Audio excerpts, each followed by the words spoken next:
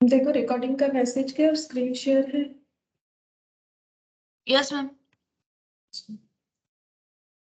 देखो आज हम लोग एक छोटा सा टॉपिक करेंगे, ठीक है। मतलब ये बेसिक ऑफ अकाउंट्स का ही पार्ट है, बोल सकते हो, ठीक है। तो ये हम लोग स्टार्ट करें, दैट इज सब्सिडियरी बुक, ठीक है। ये क्या स्टार्ट कर रहे हैं, देखो सब्सिडियरी बुक। जिनका 11-12 हो गया है उनके लिए तो ये बहुत ही छोटा सा टॉपिक है, ठीक है। और जिन जो 11-12 में भी हो उनके लिए ये नया है, ठीक है। तो सब्सिडियरी बुक, इसका अलग अलग नाम भी होता है, ठीक है। इसका क्या क्या नाम होता है सब्सिडियरी बुक को, और क्या बोलते हैं पता है तुम लोग को? सब ऑर्डिनेट, ठीक है। सबऑर्डिनेट बुक भी बोला जाता है और सप्लीमेंट्री बुक भी बोला जाता है।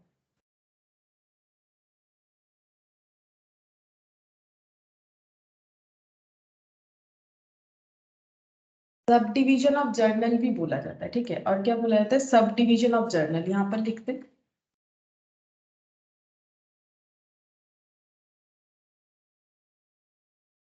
सब डिवीजन ऑफ जर्नल भी बोला जाता है। मतलब सब्सिडियरी बुक का कितना सारा नाम हो गया, देखो सब्सिडियरी बुक को हम लोग सब डिवीजन ऑफ जर्नल, तो इससे थोड़ा थोड़ा तुम लोग एक दिमाग लगा सकते हो कि ये होता क्या है। सब डिवीजन ऑफ जर्नल मतलब हम लोग जब जर्नल करते हैं ना, तुम लोग जर्नल कैसे करते हो? जर्नल जो है डेट वाइज ट्रांजैक्शन रहता है, उसको एक स्पेसिफिक तरीके से, ठीक है, जो कि बेसिकली कॉमर्स में ही सिखाया जाता है, something debit to something credit करके तुम लोग जर्नलाइज करते हो कोई भी ट्रांजैक्शन का। लेकिन वो मनीटरी होना चाहिए, है ना। अगर कोई ट्रांजैक्शंस का मनीटरी वैल्यू नहीं है तो उसका कभी भी तुम लोग जर्नल एंट्री नहीं कर पाओगे, ठीक है। जैसे मान लो कि राम ने बिजनेस में पैसा लगाया, ठीक है, या मिस्टर एक्स ने बिजनेस में पैसा लगाया, लेकिन जब तक नहीं पता चलेगा कितना पैसा लगाया, क्या एंट्री करोगे? कैश टू कैपिटल कर सकते हो, बट अगर यही पता नहीं है कि कितना पैसा लगाए तो एंट्री का तो कोई वैल्यू नहीं है। तो जर्नल एंट्री क्या होता है? जर्नल एंट्री में क्या क्या होता है, हम लोगों को मॉनिटरी ट्रांजैक्शन मिलता है तब हम लोग उसे डेट वाइज, जिसको क्रोनोलॉजिकल ऑर्डर बोलते हैं, जिन लोग का स्टैटिस्टिक्स था सुबह हम लोग कर रहे थे डिस्कस, तो हम लोग उसको क्रोनोलॉजिकल ऑर्डर में मॉनिटरी ट्रांजैक्शंस को रिकॉर्ड करते हैं, ठीक है। फिर बोल रहे हैं कि जर्नल का सब डिवीजन करना है हमें यहाँ पर, तभी नाम है सब्सिडियरी बुक्स, ठीक है। सबऑर्डिनेट बुक या फिर सप्लीमेंट्री बुक, ठीक है। अब देखो ये इसका कंसेप्ट क्यों आया। हम लोग का प्रिंसिपल बुक्स क्या क्या है, देखो प्रिंसिपल बुक्स में होता है लेजर और कैश बुक, ठीक है। प्रिंसिपल मतलब मेन बुक हो गया, ठीक है। लेजर तो जर्नल के बाद लेजर होता है, जब भी कोई ट्रांजैक्शन हम लोग करते हैं तो जर्नल के बाद लेजर होता है।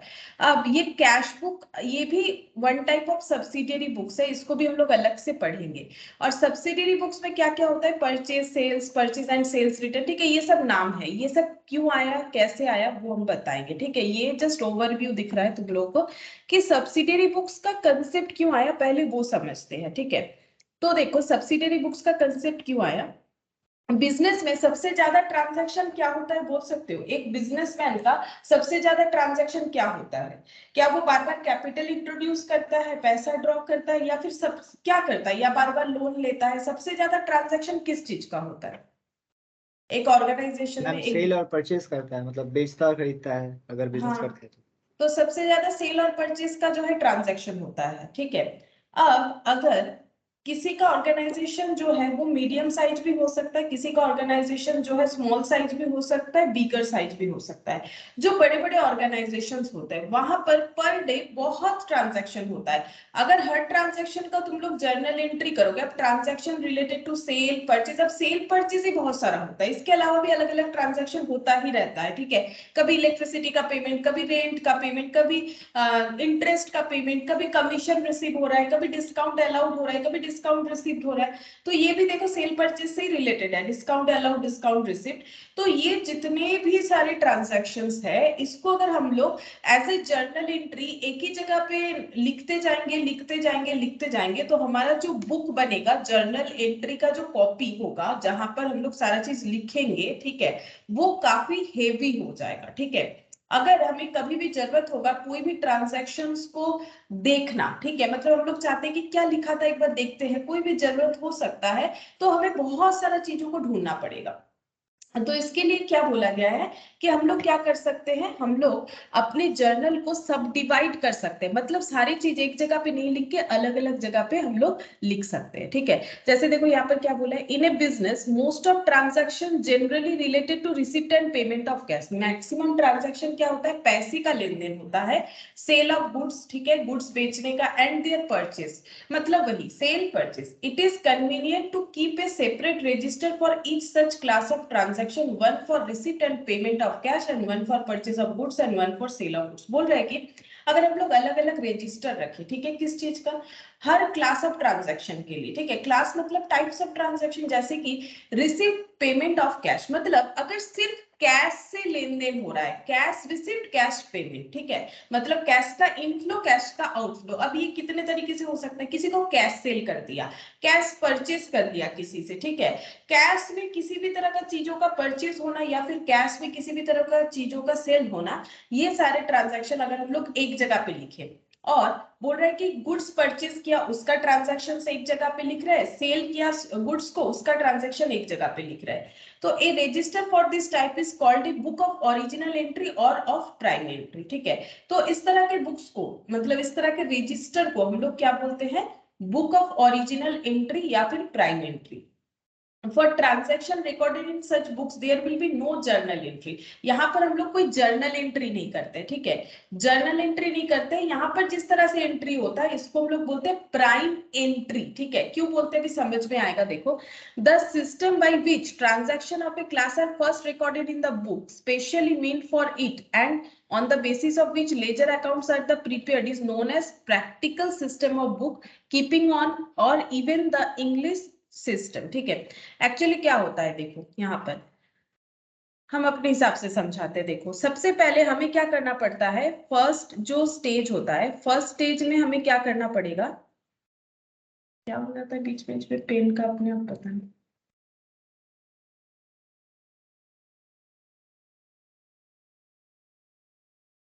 Good evening Subir. Good evening ma'am. अच्छा देखो, फर्स्ट स्टेज में हमें क्या करना पड़ता है, देखो फर्स्ट स्टेज में हम लोग क्या करेंगे, ये पता नहीं कल नहीं हो रहा था, आज मुझे कल शाम को नहीं हो रहा, सुबह हो रहा था, अभी एक घंटे। अच्छा तो ये देखो फर्स्ट स्टेज क्या करना पड़ेगा, कलेक्शन ऑफ डेटा, ठीक है, हमें क्या करना पड़ेगा, कलेक्शन ऑफ डेटा। किस चीज का डेटा कलेक्शन करना है, एक्चुअली हम लोग जर्नल एंट्री करते हैं, ठीक है, सबसे पहला हम लोग जर्नल करते हैं, फिर लेजर करते हैं, फिर ट्रायल बैलेंस, फिर फाइनल अकाउंट्स करते हैं। तो जर्नल कहाँ से करते हैं ये बता सकते हो, जर्नल से तो लेजर होता है, लेजर से ट्रायल बैलेंस होता है, ट्रायल बैलेंस से फाइनल अकाउंट्स होता है, मतलब trading PL balance sheet. But मुझे ये बताओ कि जर्नल कहाँ से करते हैं, जर्नल एंट्री कैसे करते हैं ये बता सकते हो, मतलब क्या हमारे पास सोर्स है जहां से जर्नल एंट्री करते हैं। जैसे हम लोग जर्नल से लेजर करते हैं ना, तुम लोग लेजर कर चुके हो, तो जर्नल से लेजर करते हैं, लेजर से ट्रायल बैलेंस करते हैं, अब ट्रायल से फाइनल अकाउंट सीखोगे। तो मुझे ये बताओ कि जर्नल कैसे करते हो, क्या देख के जर्नल करते हो, बता सकते हो, जर्नल एंट्री क्या देख के करते हो, तुम लोग के पास जब क्वेश्चन होता है। हाँ हाँ बोलो। Debit credit. डेबिट क्रेडिट तो जर्नल एंट्री में करते हैं, लेकिन जर्नल एंट्री जो किए वो क्या देख के, कहाँ से देख के करते हो, मतलब अगर तुम लोग ऐसे स्टूडेंट के हिसाब से सोचोगे कि हम लोगों ने अकाउंट्स पढ़ा, तो वैसे ही बता दो कैसे करते हो, जो क्वेश्चन रहता है वहां पर लिखा हुआ रहता है ट्रांजैक्शन, उसको देख के करते हो। अब ऑर्गेनाइजेशन में जर्नल एंट्री क्यों होता होगा, कैसे होता होगा, उनके पास तो कोई क्वेश्चन नहीं है, उनको कुछ सॉल्व भी नहीं करना है, लेकिन उनके पास ट्रांजैक्शन कहाँ से आएगा ये बताओ। Sale and purchase. बोलो बोलो, उसको क्या बोलते हैं, क्या मतलब सेल परचेस का डिटेल्स जहां पर मिलेगा उसको हम लोग क्या बोलेंगे। मान लो तुम लोग एक बिजनेस कर रहे हो, ठीक है, तुम लोगों का सेल परचेस हुआ, फिर तुम लोग at the end of the day चाहते हो कि इसका हम लोग जर्नल एंट्री कर ले, ठीक है, at the end of the day चाहते हो कि तुम लोग इसका जर्नल एंट्री कर लो, तो तुम लोग क्या देख के करोगे, किसी को सेल किए हो तो क्या दोगे उसको, कहीं भी जाते हो मेडिसिन वगैरह खरीदते हो या ऑनलाइन में कुछ खरीदते हो, तुम लोग को क्या मिलता है, बिल, बिल कैश मिलता है, मेमो, रिसिप्ट। कैश, हाँ कैश मेमो होता है, बिल होता है, इनवॉइस होता है, ठीक है। तो कुछ ना कुछ तो मिलता है। इसको क्या बोलते हैं, मतलब कॉमर्शियल लैंग्वेज में इसको क्या बोलते हैं, ये सारे डेटा को। मतलब जब तुम लोग एंट्री करोगे, मान लो किसी ऑर्गेनाइजेशन में एज ए अकाउंटेंट काम कर रहे हो, तुम लोग का काम है कि ट्रांजैक्शन को रिकॉर्ड करना, तो तुम लोग क्या मांगोगे, सर बिल दीजिए, सर कैश मेमो दीजिए, सर ये दीजिए वो दीजिए, तब ना हम लोग रिकॉर्डिंग करेंगे। हमारे पास अगर ट्रांजैक्शन नहीं होगा कैसे रिकॉर्ड करेंगे। इसको बोला जाता है सोर्स डॉक्यूमेंट, ठीक है। फर्स्ट क्या करना पड़ेगा, फर्स्ट स्टेज क्या है, कलेक्शन ऑफ डेटा। कहां से डेटा कलेक्ट करना पड़ेगा, सोर्स डॉक्यूमेंट से, ठीक है, सोर्स डॉक्यूमेंट। और ये सोर्स डॉक्यूमेंट का मतलब ही हो जाएगा कि ऐसा एक फाइल जहां पर सारे वो बिल वगैरह एक साथ तुम लोग रख सकते हो, ठीक है। मतलब अब एक साथ रखना है, अलग अलग रखना है, वो तो ऑर्गेनाइजेशन टू ऑर्गेनाइजेशन वेरी करेगा। मतलब एक ऐसा जगह जिस फाइल में या फिर जहां पर हम लोग रख रहे हैं उस सारे डॉक्यूमेंट्स को, वहां से देख के हम लोग अपना क्या स्टार्ट कर सकते हैं, हम लोग अपना स्टार्ट कर सकते हैं जर्नल एंट्री, यानी रिकॉर्डिंग ऑफ ट्रांजैक्शन। पहले बिल वगैरह हाथ में आएगा, देन हम लोग स्टार्ट कर सकते हैं रिकॉर्डिंग ऑफ ट्रांजैक्शन। तो सेकेंड स्टेज क्या है, सेकेंड स्टेज है रिकॉर्डिंग ऑफ ट्रांजैक्शन।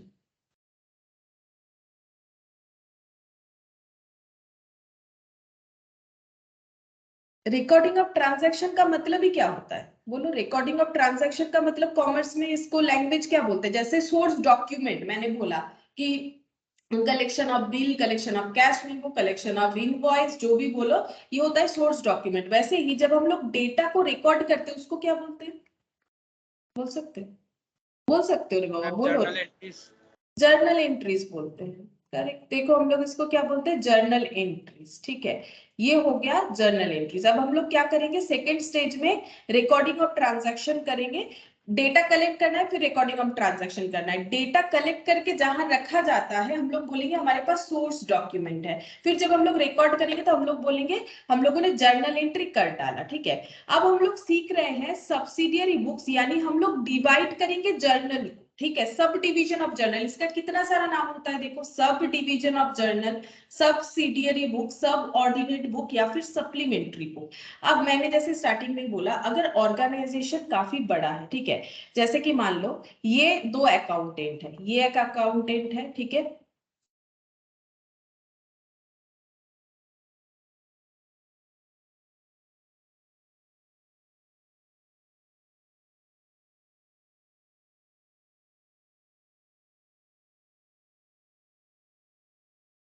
ये एक अकाउंटेंट है, ठीक है। ये मान लो ए ये है ए बी लिमिटेड का अकाउंटेंट, और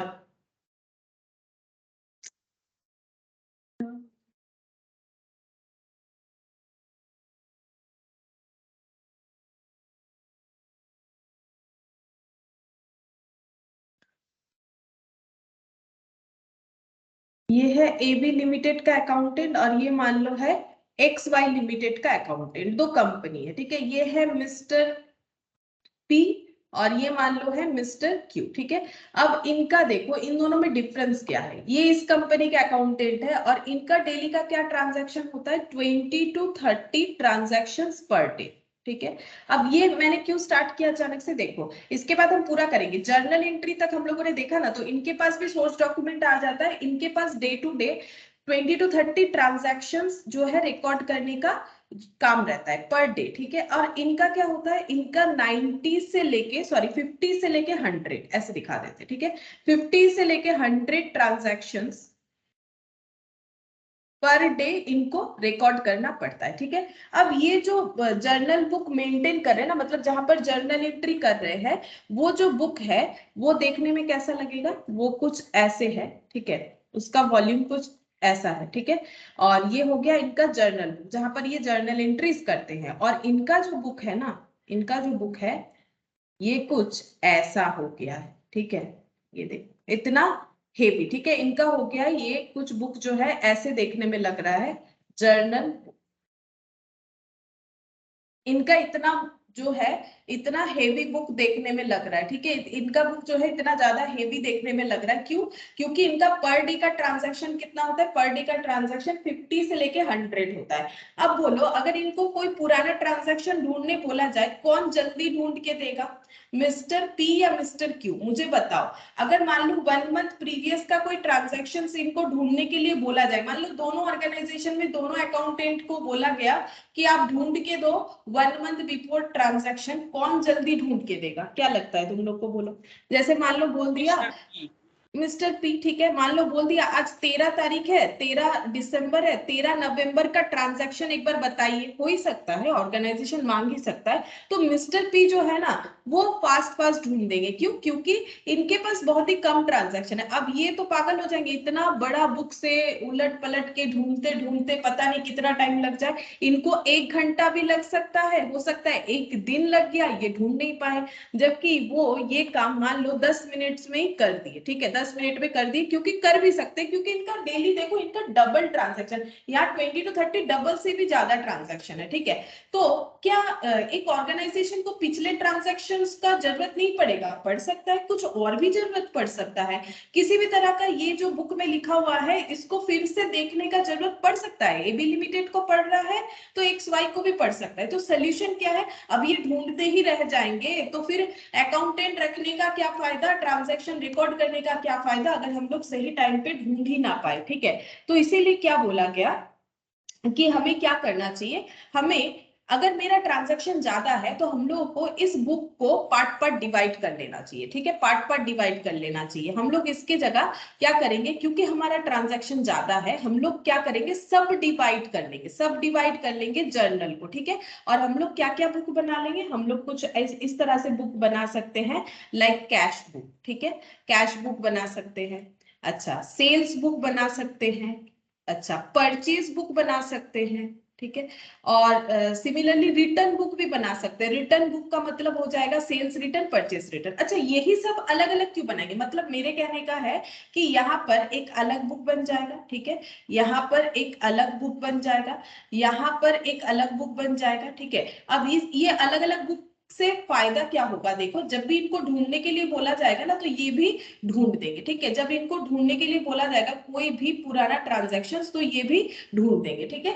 ये कैश बुक है, तो अगर कैश रिलेटेड कोई ट्रांजैक्शन बोलेगा, ये बिना घबराए इस बुक को उठाएंगे और ढूंढ लेंगे, ठीक है। अब इसमें ट्रांजैक्शन डिवाइड हो गए, तो जो पर डे 50 to 100 ट्रांजैक्शन है वो इस तरह की बुक्स में डिवाइड हो जाएगा, तो इनके लिए आसान हो जाएगा कैलकुलेट करना। तो सबको सब्सिडियरी बुक रखना जरूरी है? नहीं, देखो, सब्सिडियरी बुक रखते हैं तभी ना, अगर एक्स्ट्रा बुक बनाओगे, क्या बिजनेस ऑर्गेनाइजेशन का मेंटेनेंस का खर्चा नहीं बढ़ेगा? हर एक डिपार्टमेंट में मान लो कैश बुक मेंटेन करने के लिए अलग अकाउंटेंट रखा, सेल्स बुक के लिए अलग रखा, मान लो जूनियर अकाउंटेंट ही रख रहे हैं, यहाँ पर एक पर्सन को अप्लाई किया, यहाँ पर एक पर्सन को, जहां पर ये पर्सन एक जन को सैलरी दे रहा है, वहां पर ये ऑर्गेनाइजेशन मोर देन 1 पर्सन को सैलरी दे रहा है, क्योंकि ये अलग अलग लोगों को देके मेंटेन करवा रहे अपना बुक। अब इनको क्यों करना पड़ रहा है? इनका ट्रांजैक्शन ज्यादा है, तो इनको अगर सही तरह से मैनेज करना है, क्या ये एक बुक में नहीं कर सकते? कर सकते, फिर ढूंढते रहो ट्रांजैक्शन, ठीक है, फिर ढूंढते रहो। तो हमारा रिक्वायरमेंट हमें समझना पड़ेगा कि हमें क्या चाहिए। क्या हम लोग छोटे ऑर्गेनाइजेशन है तो फालतू का अलग अलग डिपार्टमेंट क्यों बनाए? उतना खर्चा हम लोग बेयर नहीं कर पाएंगे।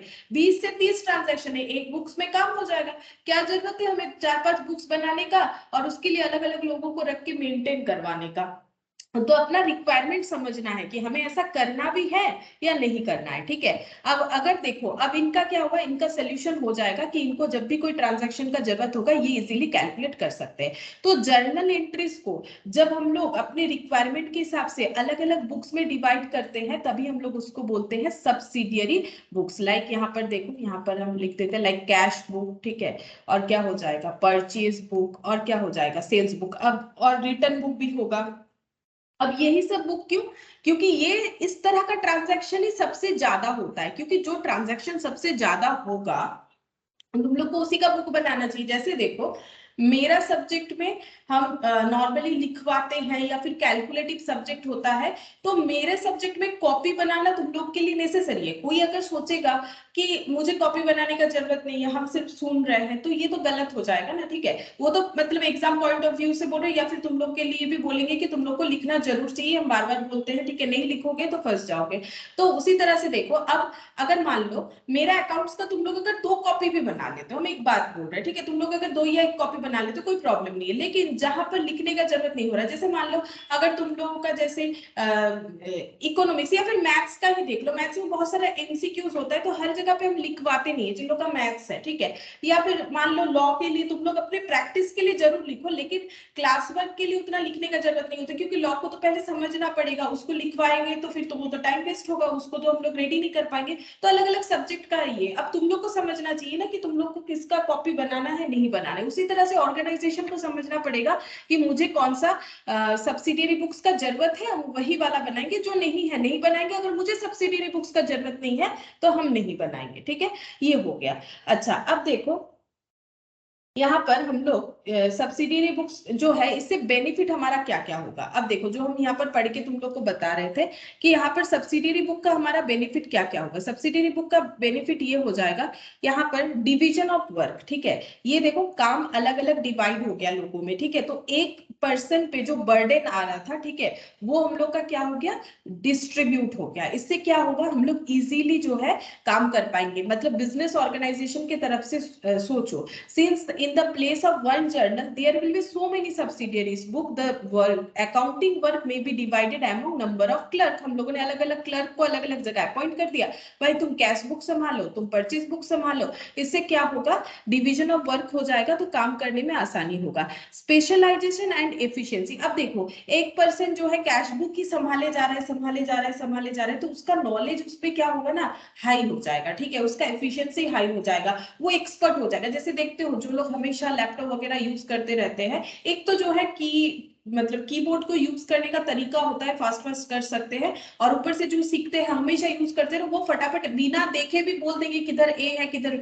ऐसे कीबोर्ड तो छोड़ो, जो लोग तुम लोग बहुत ज्यादा मोबाइल चलाते हो, मैंने तो ऐसे भी देखा है कि मतलब ध्यान कुछ और ही जगह पे है, फिर भी पता है कि क्या क्या लिखना है, बिल्कुल गलत नहीं होता है, ठीक है, लेकिन गलत जगह अप्लाई होता है, चलो वो बात अलग है। लेकिन वही चीज हम बोल रहे हैं कि स्पेशलाइजेशन एंड एफिशिएंसी आ जाता है जब हम लोग पर्टिकुलर पर्सन को पर्टिकुलर टास्क देते हैं, तो वो उस काम पे क्या हो जाते हैं, एफिशिएंट हो जाते हैं, ठीक है, स्पेशलाइज्ड हो जाते हैं। और जब कोई किसी काम पे एफिशिएंट और स्पेशलाइज्ड होता है तो वो सबसे बेस्ट आउटपुट दे सकता है ना। जैसे कोई अगर अच्छा बैट्समैन है तो वो अच्छा बैट ही ना करेगा, उसका बॉलिंग उतना अच्छा नहीं होगा, हो सकता है एज ए क्रिकेटर दोनों ही आता हो, वो बात अलग है। ऑलराउंडर का बात अलग हो जाता है, उनको 2 ही चीज ठीक ठाक आता है, ठीक है।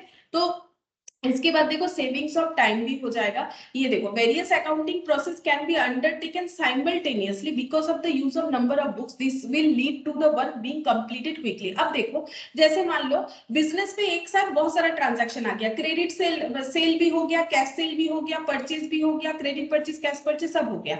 अब क्योंकि अलग अलग पर्सन है, अलग अलग पर्सन के पास क्या जो है ये सोर्स डॉक्यूमेंट भेज दिया गया, सोर्स डॉक्यूमेंट को रिक्वायरमेंट के हिसाब से अलग अलग लोगों के पास भेज दिया गया, सभी ने अपना टास्क जल्दी जल्दी किया। और देखो मान लो 4 ट्रांजैक्शन आए, इनके पास एक, इनके पास एक, इनके पास एक, इनके पास एक, सभी ने एक ही टाइम पे कंप्लीट कर दिया, काम खत्म। लेकिन अगर उसके जगह इस बेचारे मिस्टर क्यू को सारा चीज लिखना पड़ता तो उसको टाइम ज्यादा लगता ना। मान लो इन सबको मिला के अगर 5 मिनट लगा, 4 जन को मिला के 5 मिनट लगा, तो इनको 20 मिनट लग जाता, क्योंकि 4 आदमी का काम ये अकेले करने वाले थे, तो इनको 20 मिनट लग जाता।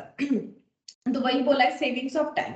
अब बोला है अवेलेबिलिटी ऑफ इंफॉर्मेशन। अब अगर अलग अलग रजिस्टर या बुक को मेंटेन करोगे तो हम लोग जो भी ट्रांजैक्शन, अगर हमें कैश परचेज का, कैश सेल का ट्रांजैक्शन चाहिए, कैश रिलेटेड ट्रांजैक्शन चाहिए, इसको जाके बोलेंगे, इस क्लर्क को जाके बोलेंगे कि बताओ ये वाला ट्रांजैक्शन क्या हुआ था उस दिन, ठीक है। अगर हमें सेल्स रिलेटेड चाहिए तो इनको बोल देंगे। तो वही बोल रहा है availability of information, facility in checking, जब जिस चीज का जरूरत होगा हम लोग उसे चेक करके देख सकते हैं। और और एक चीज क्या है, देखो ट्रायल बैलेंस अगर एग्री नहीं होता है, ये तुम लोग देखते हो कि जर्नल से लेजर, लेजर से ट्रायल बैलेंस, तो ट्रायल बैलेंस अगर एग्री नहीं होता है तो हमें देखना पड़ेगा कि हमारे ट्रांजैक्शन में गलती क्या है, ठीक है। तो फिर हम लोग जल्दी से उसे चेक कर सकते हैं।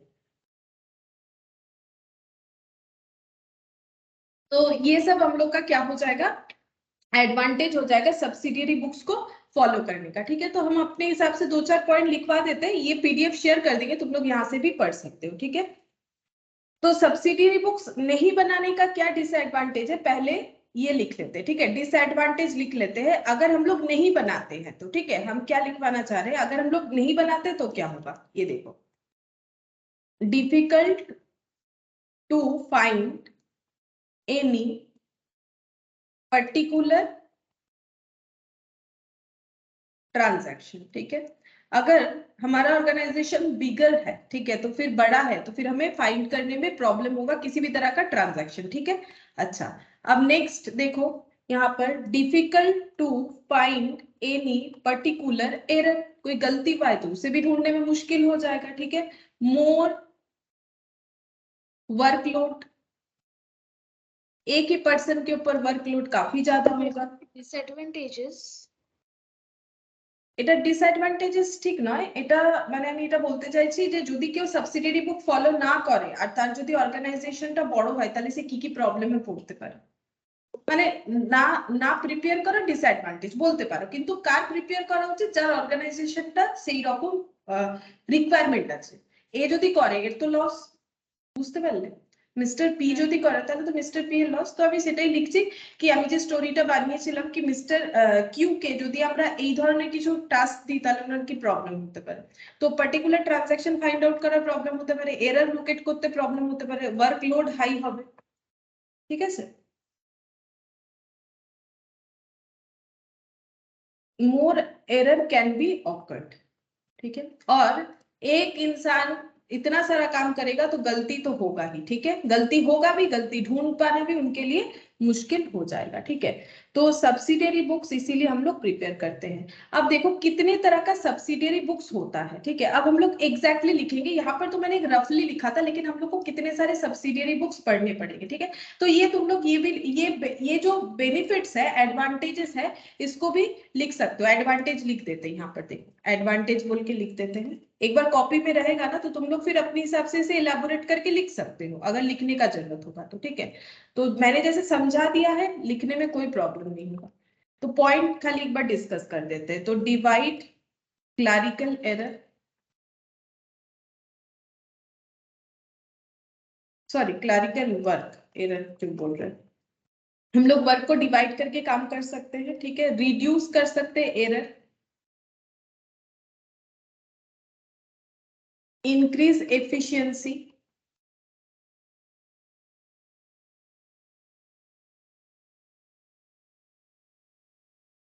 increase efficiency, save a lot of time. ठीक है, मैंने अपने हिसाब से लिखवा दिया। ठीक है, तुम लोग कुछ भी लैंग्वेज यूज करके, तो पर्पस फुलफिल होना चाहिए, लैंग्वेज कैसा भी लिखो उससे कोई फर्क नहीं पड़ता है। सेविंग्स ऑफ टाइम लिख दो, save a lot of time लिख दो, मैंने अपने हिसाब से लिखा जो भी हम लोगों ने पढ़ा उसके लिए। ठीक है, तो ये हो गया हम लोग का एडवांटेज। ठीक है, अच्छा, अब देखो कितने सारे सब्सिडियरी बुक्स हम लोग को यहाँ पर पढ़ने पड़ेंगे, तो यहाँ पर हेडिंग कर लेते हैं types of subsidiary books. Types of subsidiary books.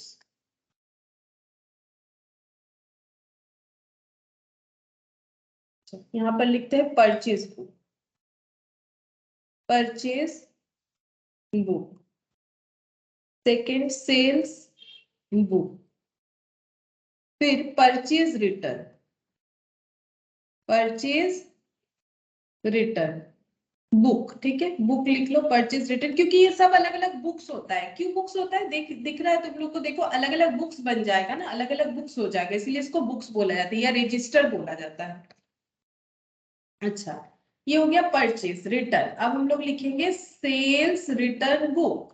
ठीक है, सेल्स रिटर्न बुक। और क्या होता है सब्सिडियरी बुक, मतलब हम लोग अपने काम को कितने तरह से डिवाइड कर सकते हैं। ठीक है, अच्छा, अब यहाँ पर और आ जाएगा हमारा bills receivable, bills payable, bills receivable book और bills payable book, bills payable book. ठीक है, और क्या आ जाएगा, और कैश बुक। ठीक है, कैश बुक आ जाएगा, और जर्नल प्रॉपर, ठीक है, जर्नल प्रॉपर, ठीक है। अब देखो ये तो मैंने जो है नाम लिख दिया कि कितने तरह का सब्सिडियरी बुक्स होता है। अब परचेस बुक में हम लोग क्या रिकॉर्ड कर सकते हैं? परचेस बुक में हम लोग क्या रिकॉर्ड करेंगे पता है? Only credit purchase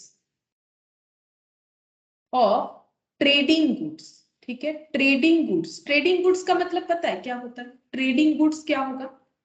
trading goods क्या होगा?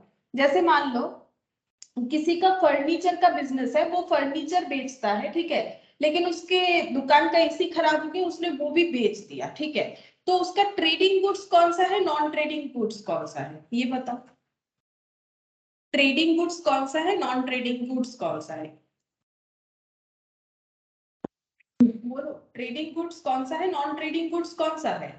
अगर मान लो कि किसी का फर्नीचर बिजनेस है, फर्नीचर बेचता है, ठीक है, फर्नीचर बेच रहा है, लेकिन उसके दुकान का एसी खराब हो गया, वो भी उसने कबाड़ में बेच दिया, मतलब एज अ स्क्रैप बेच दिया, तो उसका ट्रेडिंग गुड्स कौन सा है, नॉन ट्रेडिंग कौन सा है?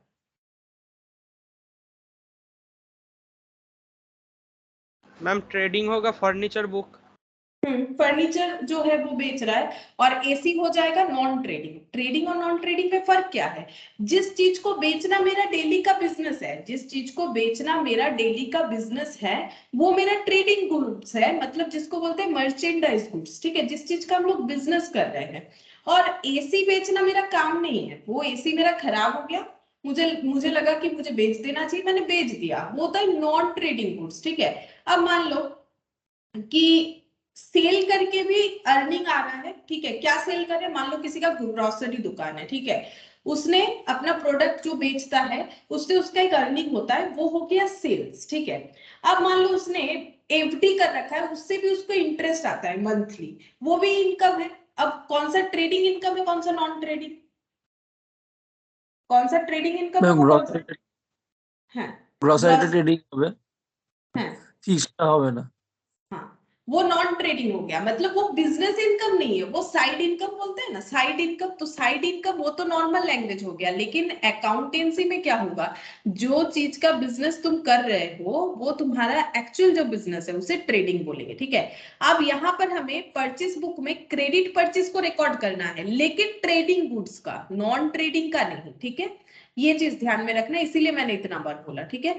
अब only credit sales, only credit sales of trading goods, ठीक है। ट्रेडिंग गुड्स को मर्चेंडाइज गुड्स भी बोल सकते हो, ठीक है, मतलब बिजनेस से रिलेटेड जो भी है।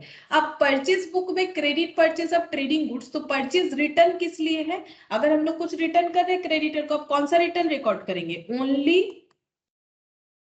Credit return of trading goods, ठीक है।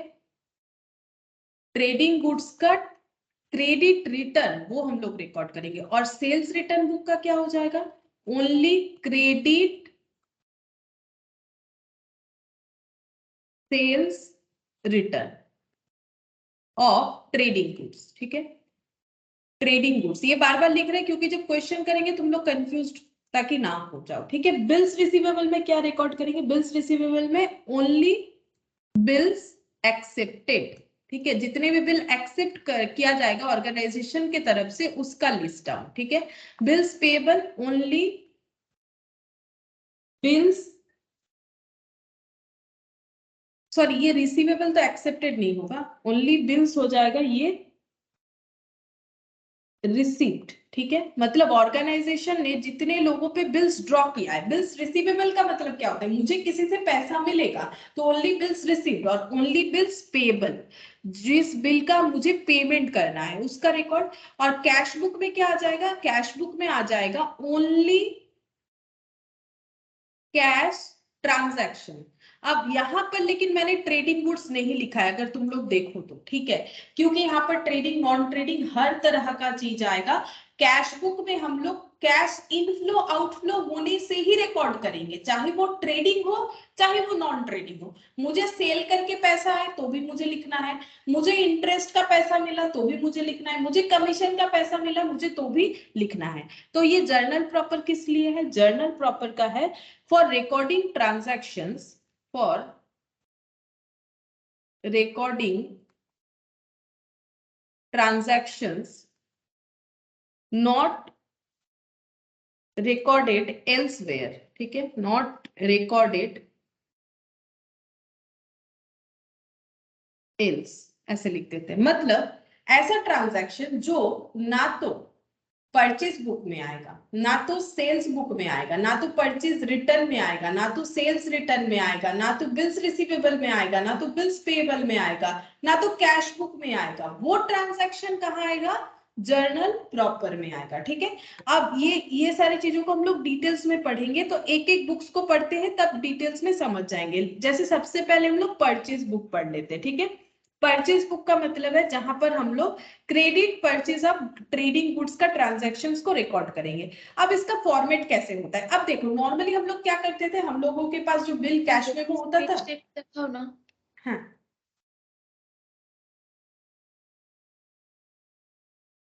जर्नल प्रॉपर है।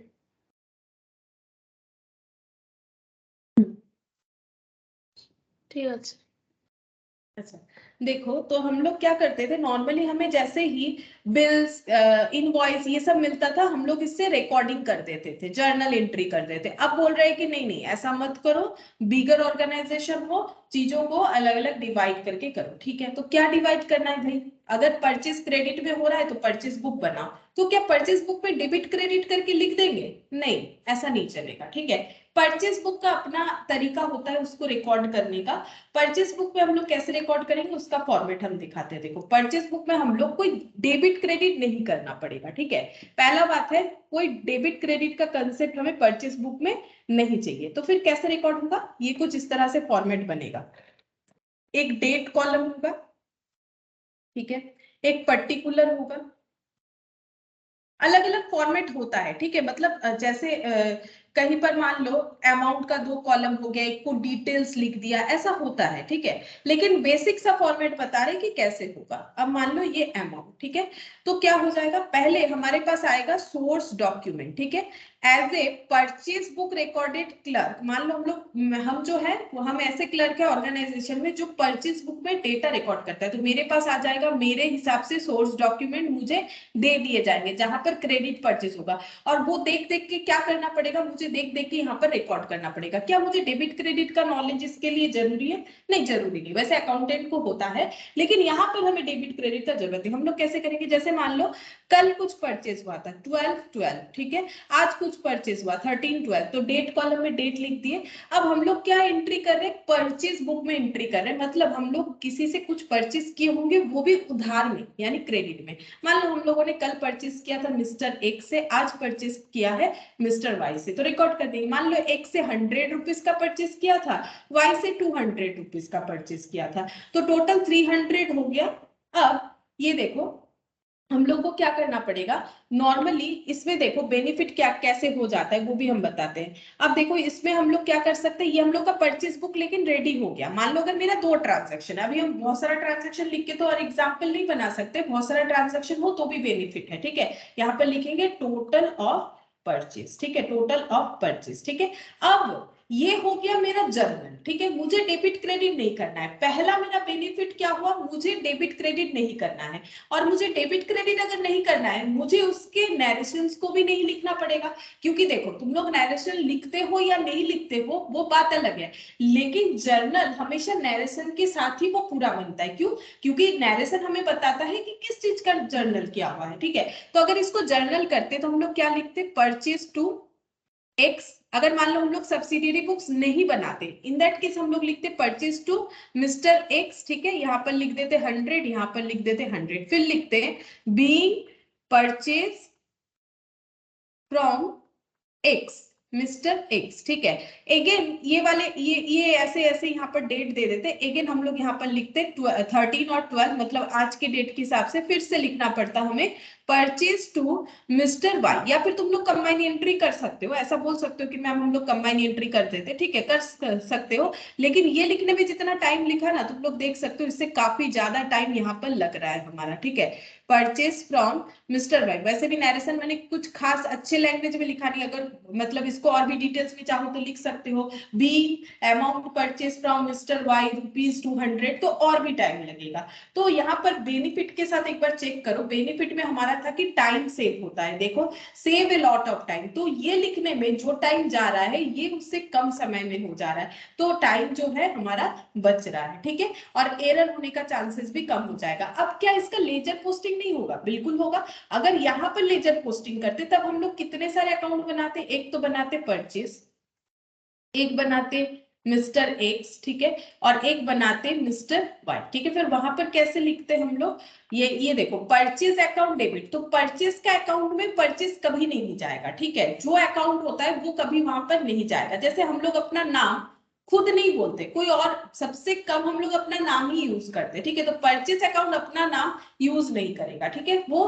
क्या लिखेगा, दूसरा जो बचा हुआ है, तो टू मिस्टर एक्स लिखेगा, ठीक है। अब टू साइड लेजर में डेबिट साइड होता है, तो डेबिट में मैंने रिकॉर्ड कर लिया 100, ठीक है। अब मिस्टर एक्स में क्या लिखेंगे, बाई परचेज लिखेंगे। अब मिस्टर एक्स वाला अकाउंट जो है वो खुद का नाम खुद नहीं लेगा, तो यहाँ पर हो गया 100। परचेज टू मिस्टर वाई, तो यहाँ पर हम लोग क्या लिखेंगे, बाई परचेज, ठीक है, बाई परचेज बोल के 200। अब इसको क्लोज कर सकते हैं, हम यहाँ पर और क्लोज नहीं करके दिखा रहे, ये चीज हम लोग कर सकते हैं। तो क्या यहाँ पर सब्सिडियरी बुक्स जो जर्नल के बाद डायरेक्टली हो रहा है, सॉरी, जो सोर्स डॉक्यूमेंट से डायरेक्टली हो रहा है, जर्नल नहीं बना के ऐसे करने को हो रहा है, क्या इसका লেজার অ্যাকাউন্টে পারচেজ অ্যাকাউন্টে অ্যাক্টিভিটি হবে তো ম্যাম, এটা মিস্টার এক্স ও এর হবে হ্যাঁ মিস্টার হ্যাঁ হ্যাঁ হ্যাঁ ঠিক বলেছো, हाँ আরেকটা एंट्री হবে टू मिस्टर वाई बोल के हो जाएगा, हाँ 200, हाँ ये वाला हो जाएगा। अब चाहो तो इसको फिर क्लोज भी करना पड़ेगा, अगर हम लोग क्लोज करेंगे तो यहाँ 300 लिखेंगे, फिर यहाँ बाई साइड में लिखेंगे बाई बैलेंस सी डी 300, ठीक है, फिर यहाँ पर लिखेंगे टू बैलेंस सी डी, फिर ये हो गया 100, यहाँ 100, देखो कितना टाइम लग रहा है, ये क्लोज कर दिया। अच्छा अब आगे देखते हैं टू बैलेंस सी डी, अब इसमें डेट भी देना पड़ेगा, जिस दिन क्लोज करेंगे ना डेट भी देना पड़ेगा, इस तरह से ये इतना ज्यादा टाइम लग गया पूरा जर्नल लेजर करने में, ठीक है। अब अगर हम लोग इसी चीज को सब्सिडियरी बुक्स में करते हैं तो इसकी जगह तो ये सब्स्टिट्यूट हो गया। अब लेजर कैसे बनेगा वो देखो, लेजर हम लोग का लेजर पोस्टिंग यहाँ पर भी होगा, तो यहाँ क्या क्या लेजर बनेगा, यहाँ पर भी सेम वैसा ही लेजर बनेगा, जैसे कि परचेज और मिस्टर एक्स और मिस्टर वाई, यहाँ पर भी लेजर नंबर ऑफ लेजर उतने सारे ही बनेंगे, नंबर ऑफ लेजर उतने सारे ही बनेंगे, लेकिन थोड़ा सा टाइम हम लोग बचा सकते हैं। कैसे, हम लोग परचेज में क्या लिखेंगे, जैसे यहाँ पर क्या लिखा था, देखो to Mr X to Mr Y, इसकी जगह हम लोग क्या लिख सकते हैं, टू बैलेंस फ्रॉम, या फिर ऐसे लिख सकते हो टू टोटल ऑफ परचेज, ऐसे लिख सकते हो टू टोटल ऑफ परचेज, ठीक है, कितना परचेज है 300, इसको दो बार नहीं लिख के ऐसे लिख सकते हो, देन इसको क्लोज कर सकते हो। और एक्स और वाई में क्या लिखोगे, उसमें लिखना पड़ेगा एज इट इज, जैसे लिखते हैं, ठीक है। तो बाई परचेज यहाँ पर 100 और बाई परचेज यहाँ पर 200, ये चीज एज इट इज लिखना पड़ेगा और एज इट इज क्लोज करना पड़ेगा। फिर भी थोड़ा टाइम तो हम लोगों ने बचाया यहाँ पर नहीं लिख के, ठीक है। और सबसे बड़ा बात है, ये तो मैंने 2 ट्रांजैक्शन दिखा है, तो तुम लोग को लग सकता है यहाँ 2 बार एक ही डेटा हम लोगों ने कम लिखा, लेकिन बहुत सारे जब ट्रांजैक्शन होता है फिर कितने सारे पोस्टिंग हो जाएंगे। जैसे देखो यहाँ पर 2 पोस्टिंग हुआ, इसकी जगह यहाँ पर अगर 10 क्रेडिटर होंगे तो 10 क्रेडिटर का यहाँ पर लिखना पड़ेगा, to Mr X Mr Y Mr Z ऐसे करके, जो कि हम लोग यहाँ पर पूरा टोटल को लिख सकते हैं, कहाँ से, सब्सिडियरी बुक से। तो ये दूसरा बेनिफिट हो गया, तो लेजर पोस्टिंग हमारा क्या हो जाएगा, कम हो जाएगा, ठीक है। अगर किसी ऑर्गेनाइजेशन में देखो 50 से लेके 100 ट्रांजैक्शन होता है, उनका कितना लेजर पोस्टिंग होगा, पर ट्रांजैक्शन पे 2 लेजर पोस्टिंग होगा। जैसे कि purchase to purchase to Mr X, तो एक मिस्टर एक्स का बुक होता है, एक परचेज का बुक होता है, तो डबल हो जाएगा। अगर 50 ट्रांजैक्शन पर डे है तो 100 लेजर बनेंगे, अगर 100 ट्रांजैक्शन पर डे है तो 200 लेजर बनेंगे, ठीक है। वहां यहाँ पर क्या हो जाएगा, लेजर का बर्डन भी जो है थोड़ा सा कम होगा, एटलीस्ट लिखने का बर्डन तो कम होगा। और देखो मिस्टर एक्स और मिस्टर वाई हम लोग बना रहे हैं, अगर परचेज का कंपेयर करो तो दिख रहा है कि बर्डन हम लोग का इतना सारा पोस्टिंग का कम हो जाएगा, ठीक है। हम लोग यहाँ पर to total of purchase book भी लिख सकते हैं, इसके जगह और एक तरीके से भी हम लोग इसको लिख सकते हैं, to balance from subsidiary books, ऐसे भी लिख सकते हैं, ठीक है। सब्सिडियरी बुक बोल के यहाँ पर 300 लिख सकते हैं, ये मैंने दो नाम ही लिख के दिखा दिया, तो ये इस तरह से होगा। तो बेसिकली हम लोग का ये सारा बेनिफिट हम लोग को मिलेगा अगर हम लोग सब्सिडियरी बुक्स फॉलो करते हैं, लेकिन तभी करना चाहिए अगर हमारे ऑर्गेनाइजेशन में उसका नीड हो तो, ठीक है।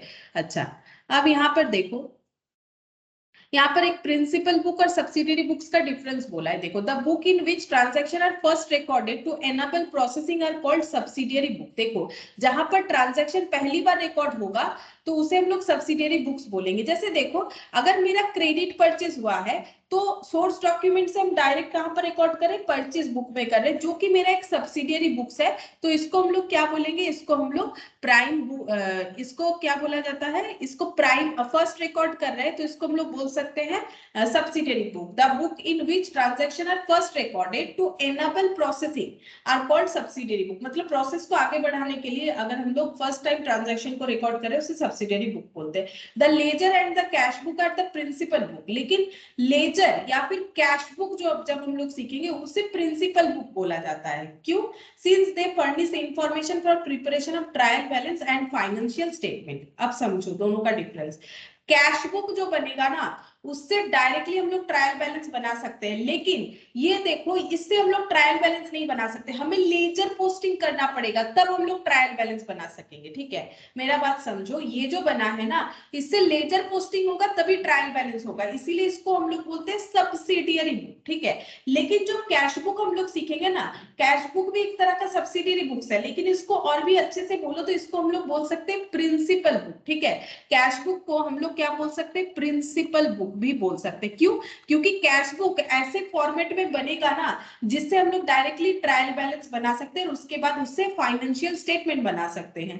Cash book basically cash account के तरह ही होता है, तुम लोगों ने कैश अकाउंट तो बनाया होगा, अकाउंट का मतलब लेजर होता है, ठीक है।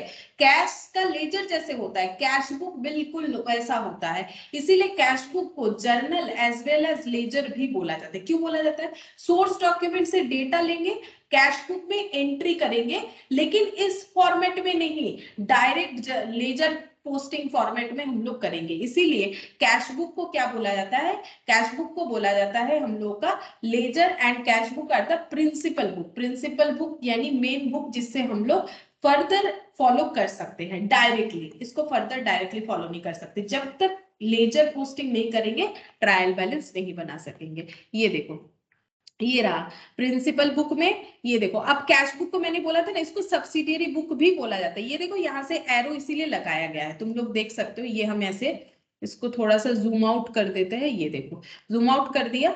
ये देखो, यहाँ पर कैश बुक जो है वो सब्सिडियरी बुक भी है, वो प्रिंसिपल बुक भी है। और कैश बुक चार तरीके का होता है। ये सिंपल कैश बुक होता है, कैश बुक विद डिस्काउंट मतलब डबल कॉलम, और एक होता है 3 कॉलम, एक होता है पेटी कैश बुक। ये सारा चीज हम लोग सीखेंगे।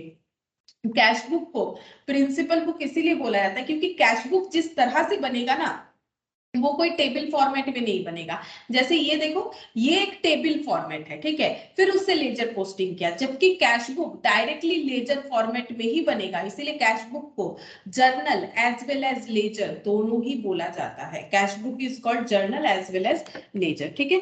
तो ये बाकी मैंने ये सारा चीज तुम लोग को लिखवा दिया है जो भी जरूरत है। अब हम लोग देखो परचेज बुक का यहाँ पर देखते हैं। देखो, यहाँ पर एक फॉर्मेट दे दिया है, तो मैंने अपने हिसाब से फॉर्मेट लिखवा दिया है, तो इससे हम लोग फॉलो करते हैं। देखो, यहाँ पर क्वेश्चन करते हैं, ठीक है। एक क्वेश्चन करके देखते हैं तुम लोग क्या समझ रहे हो, मुझे आंसर देना।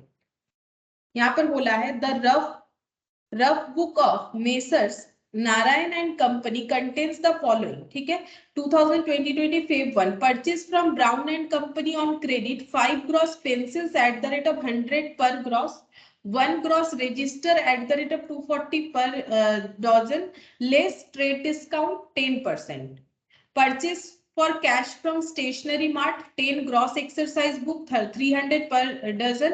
और यहाँ पर परचेस कंप्यूटर, इसके बाद दे रखा है purchase computer for office use from messrs office goods on credit for 30,000, purchase on credit from paper and company 5 ream of white paper, ठीक है, 100 पर रीम। ये रीम क्या दे रखा है, ये है यूनिट, जैसे दर्जन होता है, किलो होता है ना, वैसे पेपर को रीम में बोला जाता है। 10 रीम रूल्ड पेपर, ठीक है, ट्रेड डिस्काउंट इतना है। फिर नीचे बोला है परचेज 1 दर्जन gel pen 15 each from Messrs Verma brothers on credit. तो कुछ परचेज का डिटेल्स दे रखा है और कुछ नहीं कि कब क्या परचेज हुआ है। अब यहाँ पर बोला है make out purchase book of messrs Narayan and company. Messrs Narayan and company का हमें क्या प्रिपेयर करके देना है, परचेज बुक प्रिपेयर करके देना है, ठीक है। तो हम पहले सबसे पहले क्या करते हैं ना, इसका जो है फॉर्मेट बना लेते, फिर तुम लोगों से पूछते हैं कि क्या क्या हमें लिखना चाहिए। तो तुम लोग भी एक बार फॉर्मेट को ड्रॉ कर लो। तो फॉर्मेट कैसा होगा, यहाँ पर लिख लेते हैं इलस्ट्रेशन 1 है, date, particulars, ledger folio, details, amount. अब इसको हम टेबल फॉर्मेट में कर लेते क्योंकि ये एक्चुअली टेबल फॉर्मेट में ही किया जाता है।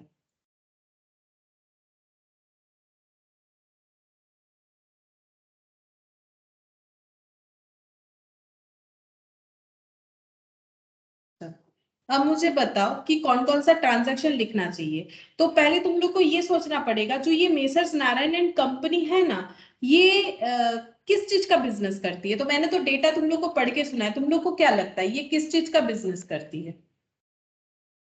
यहाँ पर लिख लेते हैं परचेज बुक, ये किस चीज का बिजनेस करती है, क्या लगता है तुम लोग को। इन्होंने को, हाँ बोलो। स्टेशनरी बिजनेस में। हाँ, स्टेशनरी मतलब वही पेन पेंसिल कॉपी वगैरह ये सब रखती है, ठीक है। तो इतना समझ में आ गया कि इनका ट्रेडिंग गुड्स क्या है। अब वही रिकॉर्ड करेंगे जो इन्होंने उधार में यानी क्रेडिट में किसी से खरीदा है। तो पहला परचेस किया है from brown and company on credit, कुछ पेंसिल्स परचेस किया है, कुछ रजिस्टर परचेस किया है, ये पर ग्रॉस के हिसाब से, ये पर दर्जन के हिसाब से, और इनको डिस्काउंट भी मिला है। क्या ये परचेस बुक में आएगा, क्या ये परचेस बुक में रिकॉर्ड होगा कि नहीं होगा, ये बताओ। हाँ হবে मैम, मैम। होगा क्योंकि क्रेडिट में परचेस हुआ है, होगा। तो कैसे लिखना है, फेब 2020, और ये ट्रांजैक्शन नंबर दिए गए, डेट कुछ नहीं दिया हुआ है, तो हम लोग यहाँ पर लिख लेते हैं फेब 2020, ठीक है। अच्छा, अब यहाँ पर लिख लेते हैं, कैसे लिखना है, कुछ नहीं, जैसे हम लोग यहाँ पर देखो नाम लिख रहे थे ना, सप्लायर कौन है, ताकि हमें इंफॉर्मेशन ढूंढने से इजीली मिले, इतना सा डिटेल्स एटलीस्ट हमें लिखना चाहिए। तो हम यहाँ पर लिख रहे हैं ब्राउन एंड कंपनी, ठीक है। खरीदा क्या है इनसे, 5 ग्रॉस पेंसिल्स 100 पर ग्रॉस। तो यहाँ पर लिख दिया मैंने 5 gross pencils eight the rate of 100 पर ग्रॉस। तो कितना हो जाएगा, कितना हो जाएगा डिटेल्स में लिख लेते, कितना पेमेंट करना पड़ेगा। 5 ग्रॉस पेंसिल 100 पर ग्रॉस यानी 500 हो जाएगा। 500 होगा कि नहीं, अगर 5 ग्रॉस पेंसिल्स। अब ग्रॉस का कैलकुलेशन तुम लोग को आए या ना आए, अगर बता दिया है 1 ग्रॉस 100 रुपए, तो 5 ग्रॉस 500 रुपए, ठीक है। बाकी तुम लोग को इतना यूनिट चेंज करने का यहाँ पर एटलीस्ट जरूरत नहीं पड़ रहा है, बट यहाँ पर पड़ेगा। 1 ग्रॉस रजिस्टर लिया है और जो रेट है वो है 240 पर दर्जन। तो मुझे बता सकते हो कि कितना होगा इसका आंसर। 1 दर्जन मतलब कितना ग्रॉस,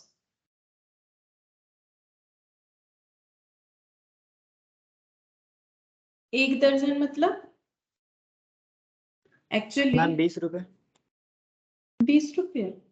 20 रुपया क्यों होगा, 24 টাকা एक হবে। ग्रॉस होगा ना, मतलब ग्रॉस का मतलब दर्जन तो नहीं होता है यार, एक एक दर्जन 240 है, तो एक ग्रॉस हाँ डिवाइडेड तो बाय उस, 12 होगा। हाँ तो यहाँ, हाँ बोलो।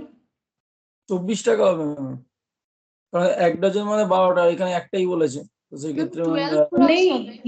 ये ग्रॉस, 12 ये हाँ 12 होगा। ये ग्रॉस एक यूनिट होता है, जैसे 1 किलो यानी कितना ग्राम, बोलो। ये बताओ 1 किलो यानी कितना ग्राम? 1000 होता है ना। 1 किलो यानी 1000 ग्राम होता है कि नहीं? जैसे 500 ग्राम यानी आधा किलो ना, वैसे इसको ट्रांसफर करना पड़ेगा। एक ग्रॉस मतलब कितना दर्जन? ये देखो, यहाँ पर देखते हैं, देखो मिल जाए। ये देखो यूनिट चेंज, जैसे देखो 1 किलो इक्वल, ये देखो इक्वल कितना लीटर? देखो 1 किलो का मतलब ये देखो लीटर्स में, ये लीटर नहीं, 1 किलो इक्वल टू ग्राम करते हैं, ठीक है। लीटर का तो ये देखो, ये देखो 1000 ग्राम, ठीक है। वैसे ही एक ग्रॉस भी मिलेगा तुम लोग को, ऐसे लिखो, तुम लोग चेक करो, मिल जाएगा। एक ग्रॉस इक्वल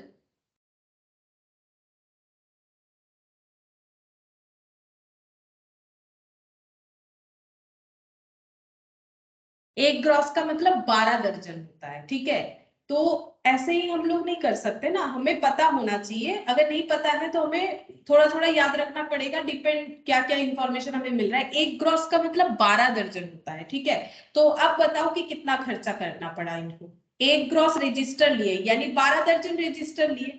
एक ग्रॉस रजिस्टर लेने का मतलब उन्होंने 12 दर्जन रजिस्टर लिया, और एक दर्जन 240 रुपए में आता है, तो 12 दर्जन कितने का है? 2880 हाँ 2880, 2880।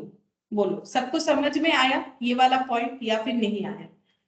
यहाँ पर नहीं आया तो फिर से बता देंगे, अगर नहीं आया तो। 1 gross register eight the rate of 240 पर दर्जन, ठीक है।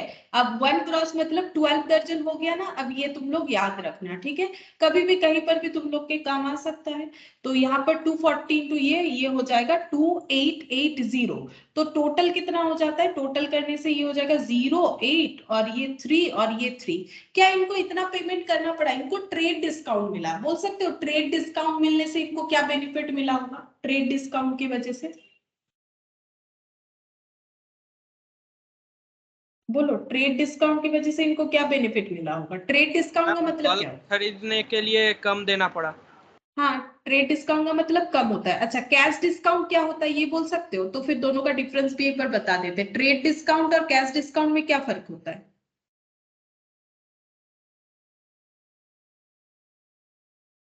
ट्रेड और कैश डिस्काउंट में क्या फर्क होता है? कभी नॉर्मली मॉल वगैरह में ये सब ज्यादा होता है, 10% ऑफ, इतना ऑफ, उतना ऑफ। क्या ये हर कस्टमर के लिए एप्लीकेबल है या फिर स्पेसिफिक किसी के लिए लिख रखा है? बताओ। ये जो कहीं पर भी जाते हो ऑफ ऑफ लिखा हुआ रहता है, ठीक है, तो सेल वगैरह लगता है मॉल में, क्यों? हर बहुत जगह पे ये सारे डिस्काउंट चल रहे हैं, ये हो रहा है। तो क्या ये सभी के लिए एप्लीकेबल है या फिर किसी पर्टिकुलर पर्सन के लिए एप्लीकेबल है, जो बड़ा बड़ा बोर्ड होर्डिंग करके लगा देता है, बाटा के बाहर लगा हुआ रहता है 50% डिस्काउंट चल रहा है, क्लियरेंस सेल चल रहा है, अप टू इतना परसेंट चल रहा है। तो ये ये कौन सा डिस्काउंट है? ट्रेड वाला है कि कैश वाला है? पहले ये बताओ, ये जो लिखा हुआ रहता है ये ट्रेड वाला है कि कैश वाला है?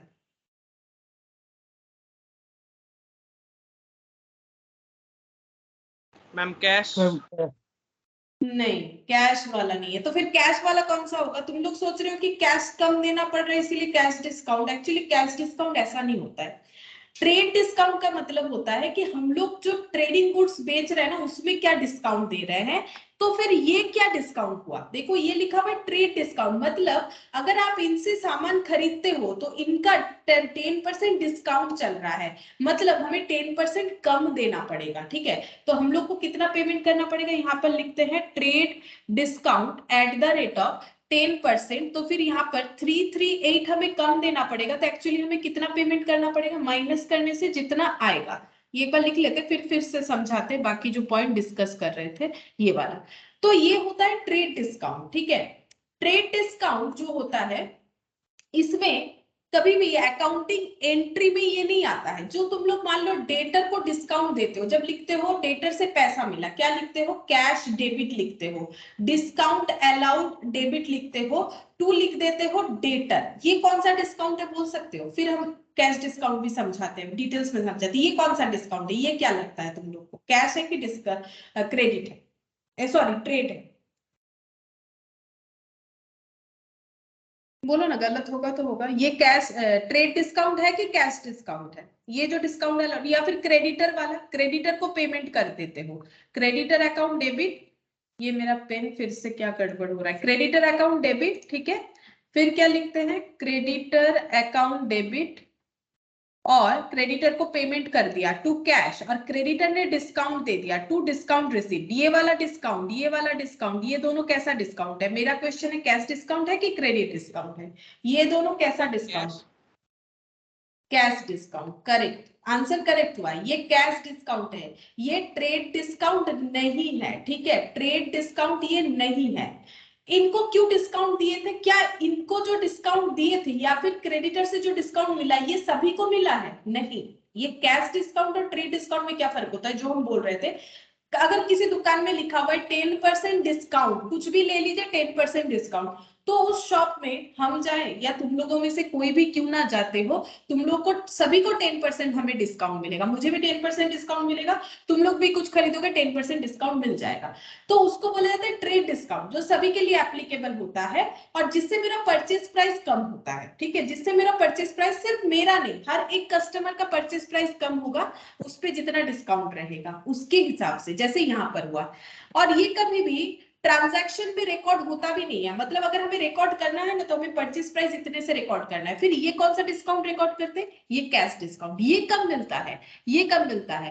कैश डिस्काउंट मिलता है प्रॉम्प्ट पेमेंट के लिए, प्रॉम्प्ट पेमेंट या रिसिप्ट, प्रॉम्प्ट पेमेंट और रिसिप्ट, या फिर जिसको बोलते हैं अर्ली, ठीक है, अर्ली पेमेंट और अर्ली रिसिप्ट के लिए। मतलब अगर हम लोगों ने अपने क्रेडिटर को टाइम से पहले पे कर दिया, मान लो क्रेडिटर को बोले थे 15 दिन बाद देंगे, हम लोगों ने एक हफ्ते के अंदर पेमेंट कर दिया, क्रेडिटर खुश हो जाएगा, वो बोलेगा अच्छा कस्टमर है भाई, इसको इसको मोटिवेट रखना पड़ेगा। अगर हम उतना ही इससे पैसा लेंगे जो 15 दिन बाद लेने वाले थे, तो ये इसके बाद कभी भी मुझे आगे आके पेमेंट करेगा नहीं, ठीक है। फिर सोचो ना, कोई 15 दिन के पहले अगर पेमेंट कर रहा है तो उसका भी तो कुछ इंटेंशन रहेगा कि मुझे और कुछ कम मिल जाए। और जो बेचने वाला है वो क्या सोचता है, बिजनेसमैन हमेशा सोचता है मेरे पास जितना जल्दी कैश आ जाए उतना अच्छा, क्योंकि उनका हमेशा टारगेट रहता है मुझे इन्वेस्ट करना है। तो अगर कोई कस्टमर ऐसा है कि 15 दिन बाद देगा बोल के अगर 7 दिन के अंदर पेमेंट कर देता है, तो फिर क्रेडिटर क्या करेगा, उस कस्टमर को खुश रखने के लिए उसे और डिस्काउंट देगा, ठीक है।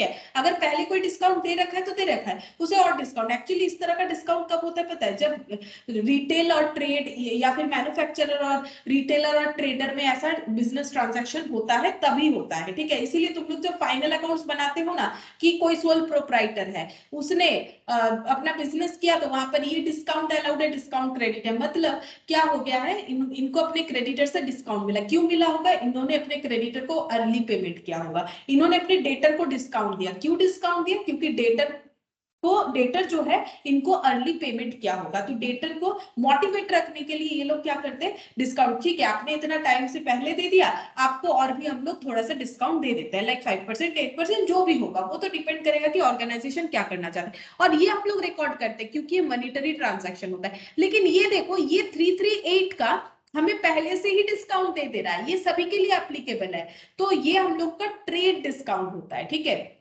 ये कैश डिस्काउंट नहीं है। कैश डिस्काउंट तभी होता है, डिस्काउंट अलाउड हो या रिसिप्ट हो, अगर हम लोग प्रॉम्प्ट पेमेंट या प्रॉम्प्ट रिसिप्ट कर रहे हैं तो हम लोग कैश डिस्काउंट दे सकते हैं या हमें कैश डिस्काउंट मिल सकता है। और ट्रेड डिस्काउंट है कि बिजनेस में जो गुड्स बेच रहे हैं उसमें अगर हमें कोई डिस्काउंट मिल रहा है या हम लोग डिस्काउंट दे रहे हैं, ठीक है, सभी को दे रहे हैं, वो ट्रेड डिस्काउंट। लेकिन ये सभी को नहीं मिलेगा, ये उन्हीं को मिलेगा जिन्होंने प्रॉम्प्ट पेमेंट किया है। एक्चुअली ऐसे ट्रांजैक्शन में ना लिखा हुआ भी रहता है, जब तुम लोग इंटर में एफएम वगैरह पढ़ोगे, फाइनेंशियल मैनेजमेंट, वहां पर ना लिखा हुआ रहता है, अगर डेटर 14 दिन के अंदर पे कर देता है देन एक्स्ट्रा 2% डिस्काउंट, ऐसे बोल के ही बेचते हैं, ठीक है, ऐसे बोल के ही बेच देते हैं। तो इसका मतलब वहां पर जो है ना, ये कैश डिस्काउंट का रेट बता दिया जाता है कि कितना डिस्काउंट मिल सकता है, ठीक है। तो आई होप कि तुम लोग को समझ में आया कि ट्रेड डिस्काउंट और कैश डिस्काउंट में फर्क क्या है। तो ट्रेड डिस्काउंट मतलब सभी को मिलेगा, कैश डिस्काउंट सभी को नहीं मिलता है, जो वो क्राइटेरिया को फुलफिल करेगा उसी को मिलता है। लेकिन ये ये सभी के लिए ओपन टू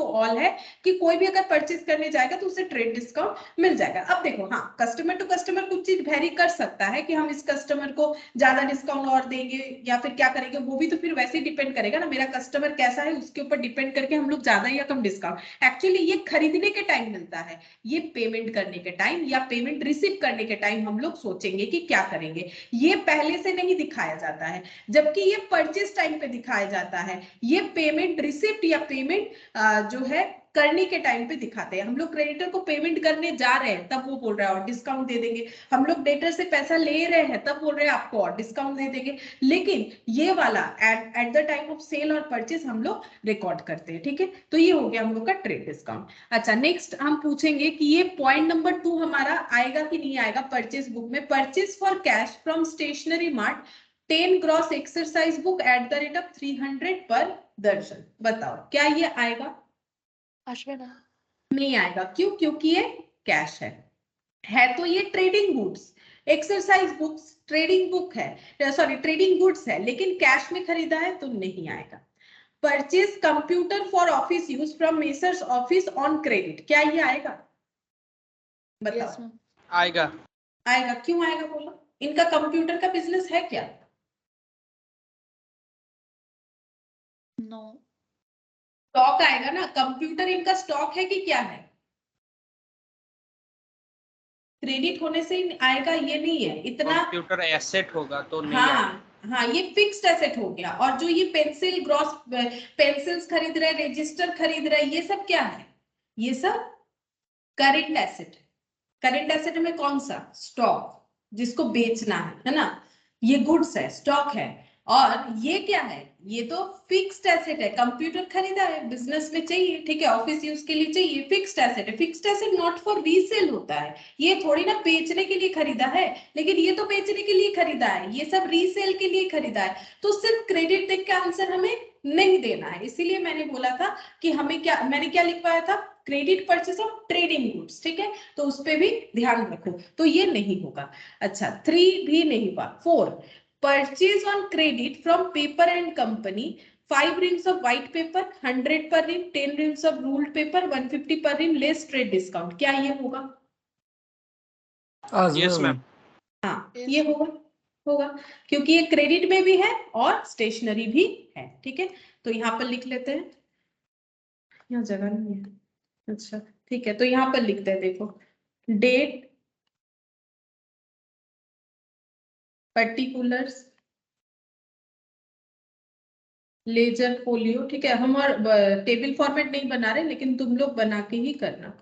और एम, तो यहाँ पर पर्टिकुलर्स में लिख लेते हैं, पर्टिकुलर्स में लिख लेते हैं, नाम है द पेपर एंड कंपनी, ठीक है, मतलब जो क्रेडिटर है उनका नाम, क्या खरीदा है? 5 reams of white paper, 5 reams of white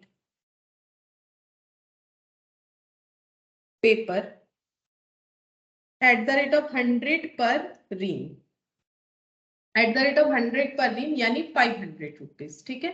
अच्छा 1000 लिख दिया मैंने, 500 रुपीज। और नेक्स्ट है 10 reams of ruled paper, 10 reams of ruled paper eight the rate of 150 पर रीम, तो ये हो गया 1500, टोटल हो जाएगा 2000, ठीक है। अब देखते हैं क्या ओवरऑल कोई डिस्काउंट चल रहा है? हाँ चल रहा है, 10% ट्रेड डिस्काउंट चल रहा है, तो हम लोग कैलकुलेट कर लेते हैं कि हमें कितना कम पे करना पड़ेगा। तो हम लोग को पे करना पड़ेगा 200 रुपीज कम, ठीक है, तो हम लोग को एक्चुअली 1800 पे करना पड़ेगा। अच्छा, और नेक्स्ट देखते हैं क्या है।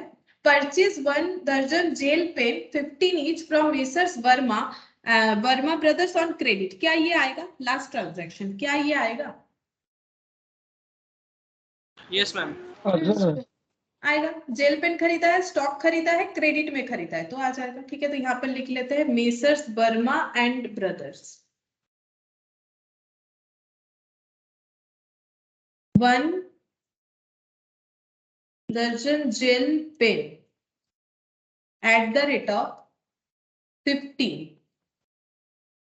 each, तो कितना हो जाएगा 12 इंटू 15 हो जाएगा। 1 दर्जन मतलब 12, 1 दर्जन मतलब 12 पेन हो गया, और एक एक पेन 15 रुपए करके है, तो 12 इंटू 15, तो ये हो गया 180। आउटर कॉलम में भी 180। हम लोग का परचेज बुक कंप्लीट, क्यों? क्योंकि क्वेश्चन यहाँ कंप्लीट हो गया।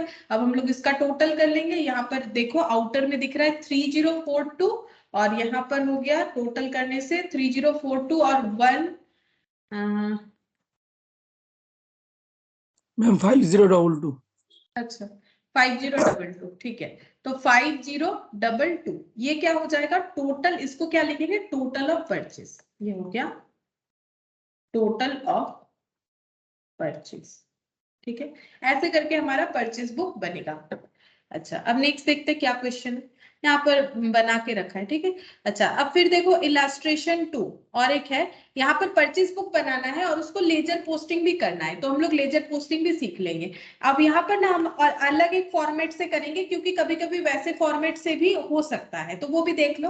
यहाँ पर बोला है enter the following transaction in purchase book and post them into ledger. यहाँ पर बोला है purchase from Ajay enterprise Delhi. पहले बिजनेस समझ लेते हैं कि जिनका परचेज बुक बनाने के लिए बोला है अजय एंटरप्राइज, वो जो दिल्ली में है वो उनका काम क्या है। बोल रहा है कि 100 दर्जन रेक्सोना हवाई चप्पल 120 पर दर्जन, 200 दर्जन पालकी लेदर चप्पल, और वो है 300 रुपए पर दर्जन, less trade discount 10%, freight charge 150। अच्छा क्या लग रहा है क्या काम है इनका?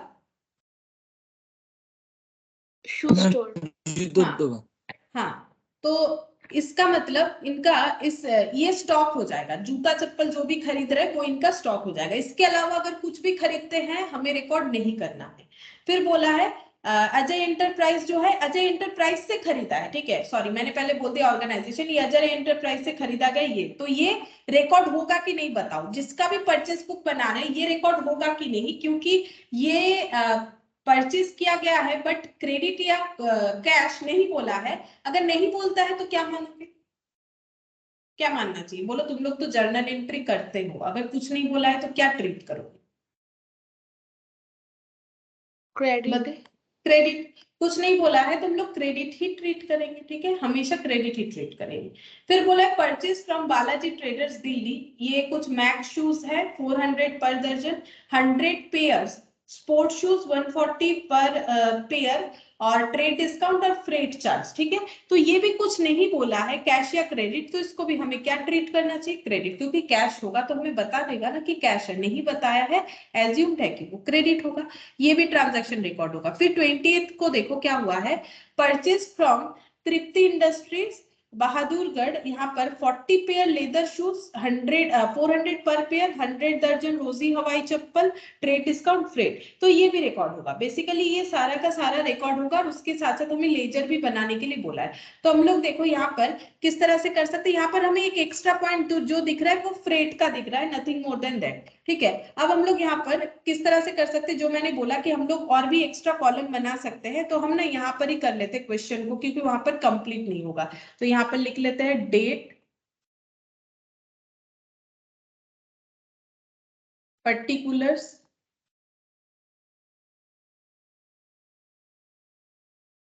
Gross amount. मतलब जरूरी है क्या? फिर मतलब तुम लोग ऐसा सोचोगे कि जरूरी है मैम ये फॉलो नहीं कर सकते, कर सकते, कोई प्रॉब्लम नहीं, हम दो तरह का ही दिखा दे रहे। तुम लोग को अगर ये थोड़ा सा मतलब जो है ये प्रोसेस थोड़ा सा लेंदी होगा, अगर तुम लोग को ये नहीं पसंद आता है तुम लोग इस पे भी ट्रांसफर हो सकते हो, लेकिन दो तरह का ही होता है तो बता देते, नहीं तो तुम लोग सोचोगे कि ऐसा नहीं हुआ, ऐसा तो नहीं करके दिखाया मैम ने, इसीलिए मैंने दोनों तरह का दिखा दिया। अब देखो यहाँ पर हम लोग क्या कर रहे हैं, हर एक मॉनिटरी ट्रांजैक्शन के अलग अलग कॉलम कर रहे हैं। ग्रॉस अमाउंट कितना देना था, कितना हमें डिस्काउंट मिला, तो हम लोगों ने नेट कितना पे किया दुकानदार को, और एक फ्रेट यहाँ पर खर्चा है, ठीक है, फ्रेट का खर्चा दे रखा है तो वो भी रिकॉर्ड कर लेंगे। फिर यहाँ पर टोटल लिखेंगे, तो इस तरह से भी तुम लोग कर सकते हो। अच्छा सबसे पहले यहाँ पर हम लोगों को डेट देखना चाहिए 2020 अप्रैल 4। अच्छा तो अप्रैल 2020 और 4 अप्रैल का ट्रांजैक्शन है, तो सारे ट्रांजैक्शन रिकॉर्ड होंगे। अजय एंटरप्राइज यहाँ पर लिख लेते हैं, अजय एंटरप्राइज,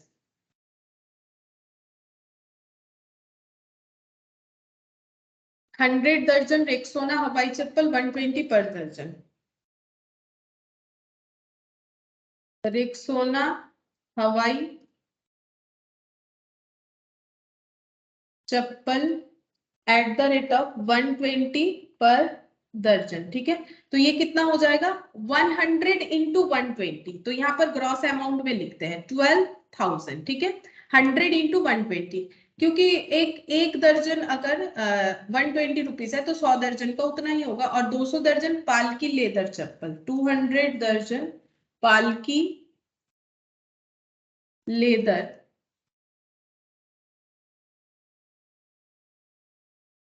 चप्पल @300 पर दर्जन, तो ये हो जाएगा 300 इंटू 200 60,000, ठीक है। अब ये ग्रॉस कॉलम में हम लोग टोटल कर लेते, कितना हो गया 72,000, ठीक है। अब ट्रेड डिस्काउंट भी है इसमें, ट्रेड डिस्काउंट भी है। ट्रेड डिस्काउंट है हम लोग का 10%, तो हमें 10% कम देना पड़ेगा। तो यहाँ पर लिखते हैं ट्रेड डिस्काउंट @10%, तो 10% कम देना पड़ेगा। तो 72,000 से हमें 10% कम यानी 7200 कम देना पड़ेगा। तो एक्चुअली पेमेंट कितना करना पड़ेगा 72,000 से 7200 माइनस कर लो, 64,800 पेमेंट करना पड़ेगा, ठीक है। और हम लोग का फ्रेट भी बता रखा है, फ्रेट है 150। फ्रेट चार्जेस मतलब ये सारी चीजों को ढो के गोडाउन तक, मतलब लोकेशन तक, गोडाउन हो शॉप हो जो भी हो, लोकेशन तक तो पहुंचाना पड़ेगा। तो फ्रेट 150 लगा। तो बेसिकली ये अजय एंटरप्राइज से सारे प्रोडक्ट खरीद के अपने लोकेशन तक लाने तक का हम लोग का खर्चा बन जाता है 64,950, क्योंकि लोकेशन तक जब तक नहीं पहुंचेगा यानी सेलेबल कंडीशन में जब तक नहीं पहुंचेगा तब तक सारा खर्चा हमें प्रोडक्ट में ऐड करना होता है। क्यों करना होता है, कस्टमर से रिकवर करेंगे ना, कस्टमर से रिकवर करेंगे। अगर हम लोग अपने प्रोडक्ट का प्राइस इतना मानेंगे और बोलेंगे इस पे प्रॉफिट लगा के बेचेंगे तो ना लॉस हो जाएगा। क्यों, क्योंकि ये खर्चा फिर कहां से निकालेंगे, ये भी तो कस्टमर से ही निकालना पड़ेगा। ये जो भी खर्चा प्रोडक्ट को सेलेबल कंडीशन में लाने तक के पहले हम लोग कर रहे हैं, सारा खर्चा कस्टमर से रिकवरेबल होता है। और उसके बाद अगर कुछ खर्चा करते हैं, अब मान लो प्रोडक्ट आ गया, उसके बाद खर्चा कर रहे हैं प्रोडक्ट पे, तो वो रिपेयर वगैरह ये सब कर रहे हैं। अगर रिपेयर वगैरह कर रहे हैं कोई प्रोडक्ट का, मान लो कोई चप्पल फट फूट गया, ठीक है, उसको हम लोग सही करके बेचना चाह रहे हैं, कम में ही बेचना पड़ेगा। उसका लॉस कस्टमर से थोड़ी ना रिकवर कर लेंगे, नहीं कर सकते हैं, ठीक है। तो फिर हम लोग को उसको कम में बेचना पड़ेगा, उल्टे का हम लोग एक्स्ट्रा प्रॉफिट तो उससे कमा ही नहीं सकते हैं। लेकिन जो गोडाउन तक, लोकेशन तक सेलेबल कंडीशन में, क्यों ऐसा होता है, एक्चुअली सेलेबल कंडीशन में पहुंचाने तक का खर्चा हर कोई बिजनेसमैन करता है अपने बिजनेस में। लेकिन अगर किसी तरह का एबनॉर्मल लॉस हो जाता है, उसकी वजह से कुछ खर्चा होता है, मान लो चप्पल वगैरह चोरी हो गया, तो क्या नेक्स्ट दिन से जो चप्पल हम लोग बेचना चाह रहे थे 500 रुपए में, क्या वो 700 रुपए में बेचना स्टार्ट कर देंगे क्योंकि हमारा चोरी हो गया? कौन खरीदेगा, कोई नहीं खरीदेगा। तो एबनॉर्मल कोई भी खर्चे कस्टमर से नहीं रिकवर कर सकते हो, बट नॉर्मल खर्चे जो हर किसी के बिजनेस में होता है वो उससे कस्टमर से हम लोग चार्ज कर सकते हैं। कस्टमर से चार्ज करने का मतलब ऐसे थोड़ी ना बोलेंगे कस्टमर आप दे दो मेरा 150 फ्रेट लगा, ऐसा नहीं होता है। प्रोडक्ट का प्राइस बढ़ा देंगे उतने से, ठीक है। टोटल में प्रोडक्ट मतलब हम लोग को ये मानना है कि 64,800 हमारा परचेज प्राइस नहीं है, हमारा परचेज प्राइस 64,950 है। अब जो भी प्रॉफिट परसेंटेज सही सोचना चाहते हो इस पे लगाओ, ठीक है। तब होता है हमारा, इस तरह से परचेज प्राइस डिसाइड किया जाता है। अच्छा, नेक्स्ट देखो यहाँ पर सारे ट्रांजैक्शन आ जाएंगे। 15 अप्रैल का ट्रांजैक्शन, 15 और 4। 15 अप्रैल का क्या ट्रांजैक्शन है यहाँ पर, बालाजी ट्रेडर्स, बालाजी ट्रेडर्स दिल्ली, इनसे क्या खरीदा गया है 50 दर्जन मैक्स शूज, ठीक है। मैम वो मैक्स वाला 64,650 नहीं होगा?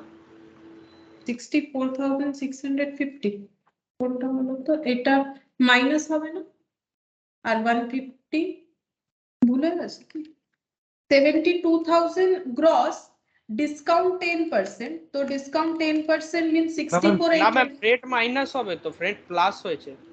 না, ফ্রেট তো প্লাসই হবে, মাইনাস কেন হবে? ওটাই তো বোঝাচ্ছিলাম। দেখো ফ্রেট প্লাস হবে না, ধরো আমরাই এই জুতো জুতো জুতা চপ্পল যে বিজনেসটা আছে এটা আমরাই করছি, তো আমরা যদি আমাদের প্রোডাক্ট গুলোকে গোডাউন পর্যন্ত নিয়ে আসবো, তাতে যদি আমরা একটা রিক্সা ভাড়া করে নিয়ে এলাম, তাহলে ওই দামটাও তো অ্যাড করবো না? আমরা ওটা কাস্টমার থেকে রিকভার করবো কিনা? আমরা আমাদের প্রোডাক্টের দাম কি, আজকে ধরো তুমি একটা ফ্রিজ কিনবে, ঠিক আছে। এবার ফ্রিজটাকে তুমি নিজে তো নিয়ে আসতে পারবে না, তোমাকে কাউকে দিয়ে নিয়ে আসতে হবে। ধরো ফ্রিজটার দাম পড়েছে 10,000 টাকা, ঠিক আছে। এবার তুমি ফ্রিজটাকে যে নিয়ে এলে, আর ধরো ওটাকে লাগাতেও হবে, ইনস্টলেশনেরও ধরো তুমি একটা লোককে বলে দিলে, বা যেখান থেকে কিনেছো সেই লোকটাই বললো যে আমি পাঠিয়ে দেবো লোক, ঠিক আছে। তো এবার ধরো তোমার যদি ফ্রিজটা নিয়ে আসা আর ওটাকে ইনস্টল করার খরচা আরো 1000 টাকা হলো, তাহলে তুমি ফ্রিজটার দাম কত বলবে? 10,000 বলবে না 11,000 বলবে? 11,000 টাকা বলবে, তাই না? 11,000। সেরকমই এখানে ফ্রেটটা আমার অ্যাড হবে, কারণ আমার ফ্রেটটা না আমি পে যদি করি, তাহলে আমি দোকান থেকে চটিগুলো আমার আমার লোকেশন পর্যন্ত আনতেই পারবো, ঠিক আছে। তো আমাকে সেল করার জন্য এই দামটা অ্যাড করতে হবে, তবে গিয়ে আমি কাস্টমারকে আমি এটা ডিসাইড করতে পারবো। ধরো আমি যদি এটা ডিসাইড করি কি আমি পুরো প্রোডাক্টটা বিক্রি করে 2,000 টাকা প্রফিট কামাতে চাই, তাহলে আমি যদি এর উপর 2,000 অ্যাড করি আমার লস হয়ে যাবে, আমাকে এটার উপর 2,000 অ্যাড করতে হবে, है ना। अच्छा, मैम ये जो अब फ्रेट डिस्काउंट है वो मतलब फ्रेट जो चार्ज है वो पर्टिकुलर्स में क्यों नहीं लिखा है हमने? मतलब अब जैसे ट्रेड डिस्काउंट यहाँ पे लिखा गया है, सारे के सारे पर्टिकुलर्स लिखे हैं, लेकिन फ्रेट चार्ज पर्टिकुलर्स में नहीं लिखे हैं, मतलब वो लिखना पड़ता है या फिर ऐसे ही रहने देते हैं उसको? अगर चाहो तो लिख सकते हो, मैंने ये कॉलम फ्रेट बोल के लिखा है बोल के यहाँ पर लिख दिया। अगर जैसे मैंने हम लोगों ने यहाँ ट्रेड डिस्काउंट लिखा है ना, वैसे फ्रेट बोल के भी लिख सकते हैं। अगर चाहो तो फ्रेट बोल के भी लिख सकते हो, कोई प्रॉब्लम नहीं। तब थोड़ा सा नीचे लिख देना, ठीक है। मतलब अगर यहाँ पर मान लो फ्रेट लिखते हैं, ठीक है, तो इसके बराबर में यहाँ पर 150 लिख दो। और मैंने ये कॉलम बनाया इसलिए इसको अलग से नहीं लिखा। अगर लिखना चाहते हो तो भी लिख सकते हो, इसके प्रेजेंटेशन में ना वैसा कोई प्रॉब्लम नहीं है। अगर तुम लोग फ्रेट यहाँ पर लिखना चाहो तो भी चलेगा, जैसे मैंने यहाँ ट्रेड डिस्काउंट लिखा है तो वैसे फ्रेट भी लिख सकते हो, सही बात है, वैसे भी लिख सकते हो। और अगर नहीं भी लिखते हो तो भी प्रॉब्लम नहीं है। क्यों नहीं है? क्योंकि मैंने यहाँ पर एक्सपेंस नहीं लिखा, डायरेक्ट फ्रेट ही लिख दिया, इसलिए फ्रेट के नीचे फ्रेट पुट कर दिया, ऐसे भी चलेगा। ম্যাম अच्छा, সেম কলামে ইলাস্ট্রেশন 1 বানাতে পারি, হ্যাঁ করতে পারো। খালি ওখানে ট্রেড ডিসকাউন্ট আর গ্রস অ্যামাউন্ট থাকবে এক্সেপ্ট নেট অ্যামাউন্ট আর ফ্রেটের জায়গায়। না, এক্সেপ্ট ফ্রেট, নেট অ্যামাউন্ট তো হবে, গ্রস আর ট্রেড থাকলে তো নেট হবে, ওকে, অল है ना। Except freight. হ্যাঁ এক্সেপ্ট ফ্রেট, গ্রস আর ট্রেড থাকলে নেট তো অটোমেটিক্যালি আসবে না। अच्छा, अब देखो 50 दर्जन max shoes eight the rate of 400 पर दर्जन, है ना। तो कितना हो जाएगा? हाँ ये हो जाता है 20,000, ठीक है 20,000। अच्छा, अब देखो 100 pair sports shoes, 100 pairs sports shoes eight the rate of 140 पर पेयर था शायद, पर पेयर। तो एक पेयर 140, तो 100 पेयर मिला के हो जाते 14,000, तो यहाँ पर हो गया 34,000, ठीक है। अब हमें इस पे डिस्काउंट मिलेगा तो लेस कर देते हैं, लेस यहाँ पर लिख देते हैं trade discount, trade discount at the rate of, ये भी 10% ही था, देखो ट्रेड डिस्काउंट 10% था। तो अगेन ये देखो यहाँ पर हम लोग ये जो ये वाला डिस्काउंट कॉलम है, ठीक है। तो ट्रेड डिस्काउंट में 34,000 पे 10% यानी 3400 होगा, तो यहाँ पर लिख देते हैं 3400। तो नेट अमाउंट हो जाएगा 34,000 माइनस 3400 यानी 30,600, ठीक है। यहाँ पर लिख देते हैं 30,600। अब इस पे भी फ्रेट बता रखा था 200, तो ये हो जाएगा 30,800, ठीक है 30,800 हो जाएगा। अच्छा नेक्स्ट देखो, नेक्स्ट यहाँ पर 15 तारीख के बाद यहाँ पर 28 है, 28 ऑफ अप्रैल, 28 ऑफ अप्रैल यहाँ पर क्या बोला है? परचेज फ्रॉम तृप्ति इंडस्ट्री, तो यहाँ पर लिख देते हैं तृप्ति इंडस्ट्री।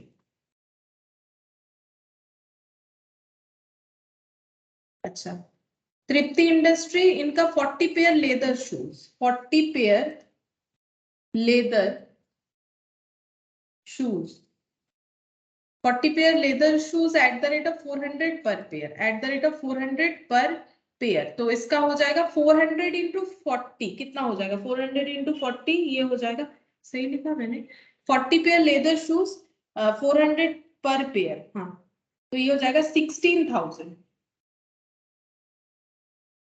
और यहाँ पर बोला है 100 दर्जन, 100 दर्जन रोजी हवाई चप्पल, अच्छा रोजी हवाई चप्पल, ठीक है। तो रोजी हवाई चप्पल एट द रेट ऑफ 180 पर दर्जन, एट द रेट ऑफ 180 पर दर्जन। तो 180 ये हो गया 18,000, ठीक है, ये हो गया 18,000। तो 18 और 16, 18 प्लस 16 ये हो जाता है 34, ठीक है, 34,000 हो गया यहाँ पर। और ट्रेड डिस्काउंट अगेन 10% है, तो लेस, ठीक है, लेस ट्रेड डिस्काउंट 3400। अच्छा एक ही जैसा हो गया, मुझे लगा कि मैंने कहीं गलत तो नहीं किया, नहीं ठीक है, दोनों अमाउंट ही एक ही जैसा दे रखा है, ठीक है, तो कोई बात नहीं, 30,600 आ जाएगा। और यहाँ पे फ्रेट बता रखा है 100, ठीक है, फ्रेट बता रखा है 100, तो ये हो गया 30,700, ठीक है। अब हम लोग को क्या करना पड़ेगा, टोटल, तो हम लोग टोटल कर लेते हैं यहाँ पर, टोटल ऑफ परचेज बुक। अच्छा कैसे टोटल करना है, क्योंकि कॉलम वाइज कर रखा है ना, तो हम लोग हर एक कॉलम को अलग अलग टोटल कर लेते हैं, ठीक है।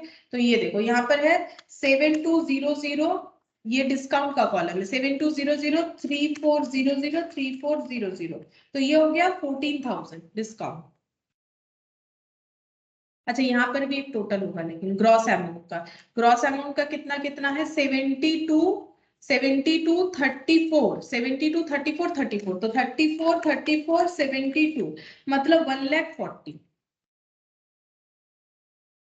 अच्छा और ये नेट अमाउंट देख लो, 64,800 प्लस 30,600, 30,600, ये हो जाता है 1,26,000। और ये हो जाएगा डिस्काउंट 200 और 200, 400, सॉरी 150, 200 और 100, 300, 450 हो जाएगा, ठीक है। अच्छा और इसका टोटल 64,950। नेक्स्ट देखते हैं 30,800 और 30,700, ठीक है, तो ये हो गया 1,26,450। ये हम लोग का डे बुक जो है ये कंप्लीट हो गया, लेकिन हम लोग को बोला है कि post them into the ledger, question में बोला है post them into the ledger, तो हम लोग लेजर पोस्टिंग करके भी दिखाएंगे, ठीक है। तो लेजर में हम लोग का क्या क्या लेजर बनेगा, देखो जैम बोर्ड खत्म हो गया, रुको तुम लोग लेजर बनाओ तब तक। क्या क्या लेजर बनेगा, मैंने थोड़ी देर पहले ही तो सिखाया था ना, अभी एक एग्जांपल से। तो क्या क्या लेजर बनेगा, तुम लोग बताओ मुझे, क्या क्या लेजर बनेगा, बता सकते हो क्या क्या लेजर बनेगा।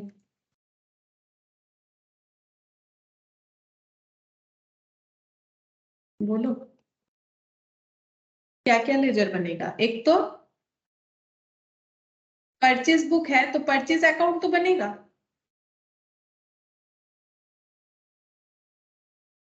और क्या लेजर बनेगा, फ्रेट, फ्रेट का पेमेंट वो भी लिख लेते हैं, फ्रेट। और जितने सारे क्रेडिटर थे, लाइक अजय एंटरप्राइज, पहला अजय एंटरप्राइज,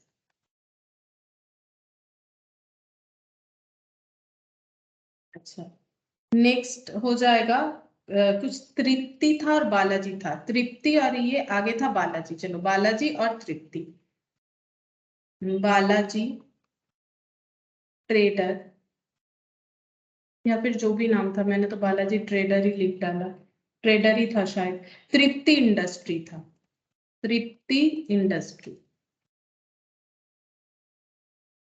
ये सबका हम लोग करेंगे लेजर पोस्टिंग, ठीक है। अब लेजर पोस्टिंग कैसे होगा ये भी देख लो। पहले परचेज बुक को हम लोगों को सिर्फ परचेज बुक में टोटल लिखना पड़ेगा, तो हम लोग कौन सा वाला टोटल लिखेंगे, बता सकते हो कौन सा वाला टोटल हमें लिखना चाहिए, मतलब क्या हम लोग 1,40,000 लिखे या 14,000 लिखे या 1,26,000 लिखे, क्योंकि मैंने तुम लोगों को कैश डिस्काउंट ट्रेड डिस्काउंट समझा दिया है, इसीलिए हम पूछ रहे हैं कि अगर तुम लोग परचेज बुक में परचेज लेजर में पोस्ट कर रहे हो तो तुम लोग कौन सा अमाउंट लिखोगे, सोच के बताओ। अगर तुम लोग 1,26,450, 1,26,450। हाँ वो हम लोग लिख सकते हैं, लेकिन हम लोग फ्रेट का अलग बना रहे हैं ना, तो फिर सही बोल रहे हो, थोड़ा सा मॉडिफाई कर दो फ्रेट का, क्योंकि अलग कॉलम बना रखे हैं। 1,20,000 हाँ 1,26,000 लिखेंगे। अगर कोई बोलोगे कि हम 1,40,000 लिख देंगे तो गलत हो जाएगा। क्यों? अभी अभी तो मैंने बोला कि ट्रेड डिस्काउंट कभी भी रिकॉर्ड होता ही नहीं है, ठीक है। ट्रेड डिस्काउंट कभी भी रिकॉर्ड नहीं होता है ट्रांजैक्शन लिखने के टाइम, ऐसे रिकॉर्ड हो जाएगा, ऐसे रिकॉर्ड होगा, लेकिन ट्रांजैक्शन में रिकॉर्ड नहीं होगा। मतलब अगर इसका जर्नल लेजर करते ना तो तुम लोग क्या लिखते पता है? Purchase account debit to Ajay enterprise बोल के तुम लोग को लिखना पड़ता 64,800। और फ्रेट को कैसे लिखते? फ्रेट को लिखते freight account debit to cash. Entry सोचो ना, अगर तुम लोग एंट्री करते तो क्या लिखते? Purchase account debit to Ajay enterprise, Ajay enterprise को ये पेमेंट किए और फ्रेट वाले को ये पेमेंट किए, मतलब जिनके थ्रू से हम लोगों ने गोडाउन तक सामान को लाया या शॉप तक सामान को लाया, उस वो वेजेस जो पे किया, मतलब जिस लेबर जो जिसने फ्रेट कर दिया हमारे तरफ से, ठीक है, मतलब सामान को ढो के लेके आए, उनको हम लोगों ने 150 दिया। अब वो कोई कार्टेज मतलब कोई गाड़ी वगैरह में लाए, रिक्शा में लाए, कैसे भी लाए हैं, फ्रेट हमारा 150 पड़ा, तो इसका फ्रेट पेमेंट का एंट्री क्या होता है? फ्रेट टू कैश, ठीक है। तो ये ऐड करके हम लोग बता रहे हैं कि हमारे प्रोडक्ट का कॉस्ट क्या होगा, ये यहाँ पर दिखा रहे हैं। लेकिन जब हम लोग लिखेंगे कि परचेज बुक में परचेज कितने का किया, तो परचेज हम लोग अपना कौन सा अमाउंट दिखाएंगे? Net amount 1,26,000। तो यहाँ पर क्या लिखना पड़ेगा? यहाँ पर कब लिखेंगे? अब देखो कब लिखना पड़ेगा, डेट कौन सा देना पड़ेगा, क्योंकि ये पूरे अप्रैल महीने का डिटेल्स था, ठीक है। तो ये अप्रैल मंथ के एंड में हम लोग इसको क्लोज कर रहे हैं, तो यहाँ पर लिखेंगे 30th of April to amount, ऐसे भी लिख सकते हो, to amount as per purchase, ठीक है। परचेज डे बुक भी बोला जाता है इसे, ठीक है, परचेज डे बुक भी बोल सकते हो। तो 1,26,000। और फ्रेट का क्या लिखोगे? फ्रेट का एंट्री कैसे करते हो? Freight account debit to cash, उसी तरह से। तो यहाँ पर फ्रेट का एंट्री इधर करेंगे। अब तुम लोग सोच रहे हो कि इधर ही क्यों लिखा, इधर ही क्यों लिखा? सोच के देखो, purchase account debit to creditor करते हो ना, अब सारे क्रेडिटर को अलग अलग नहीं लिख के एक साथ दिखा रहे हो। क्यों? अगर अलग अलग पता करना है, हम लोगों ने बुक बना रखा है, देखो यहाँ से बता देंगे किसको क्या इंफॉर्मेशन चाहिए। जो परचेज बुक मेंटेन कर रहा है वो क्लर्क बोल रहा है, कोई प्रॉब्लम नहीं है, आप इसको देख के मत घबराओ, मुझे पूछो, मेरे पास डिटेल्स है, कब किससे क्या खरीदा है हम बता देंगे, ठीक है। उसी तरह से फ्रेट का भी सेम तरीके से ही हो जाएगा, ठीक है। फ्रेट का हम लोग नॉर्मली क्या लिखते हैं? Freight account debit to cash लिखते हैं। तो यहाँ पर लिखेंगे फ्रेट हम लोग कहाँ से लिख रहे हैं? यहाँ से लिख रहे हैं, तो ये 450 टोटल में लिख देंगे, to amount as per purchase book. Purchase book कितना हो जाएगा? 450, ठीक है, ये हो गया।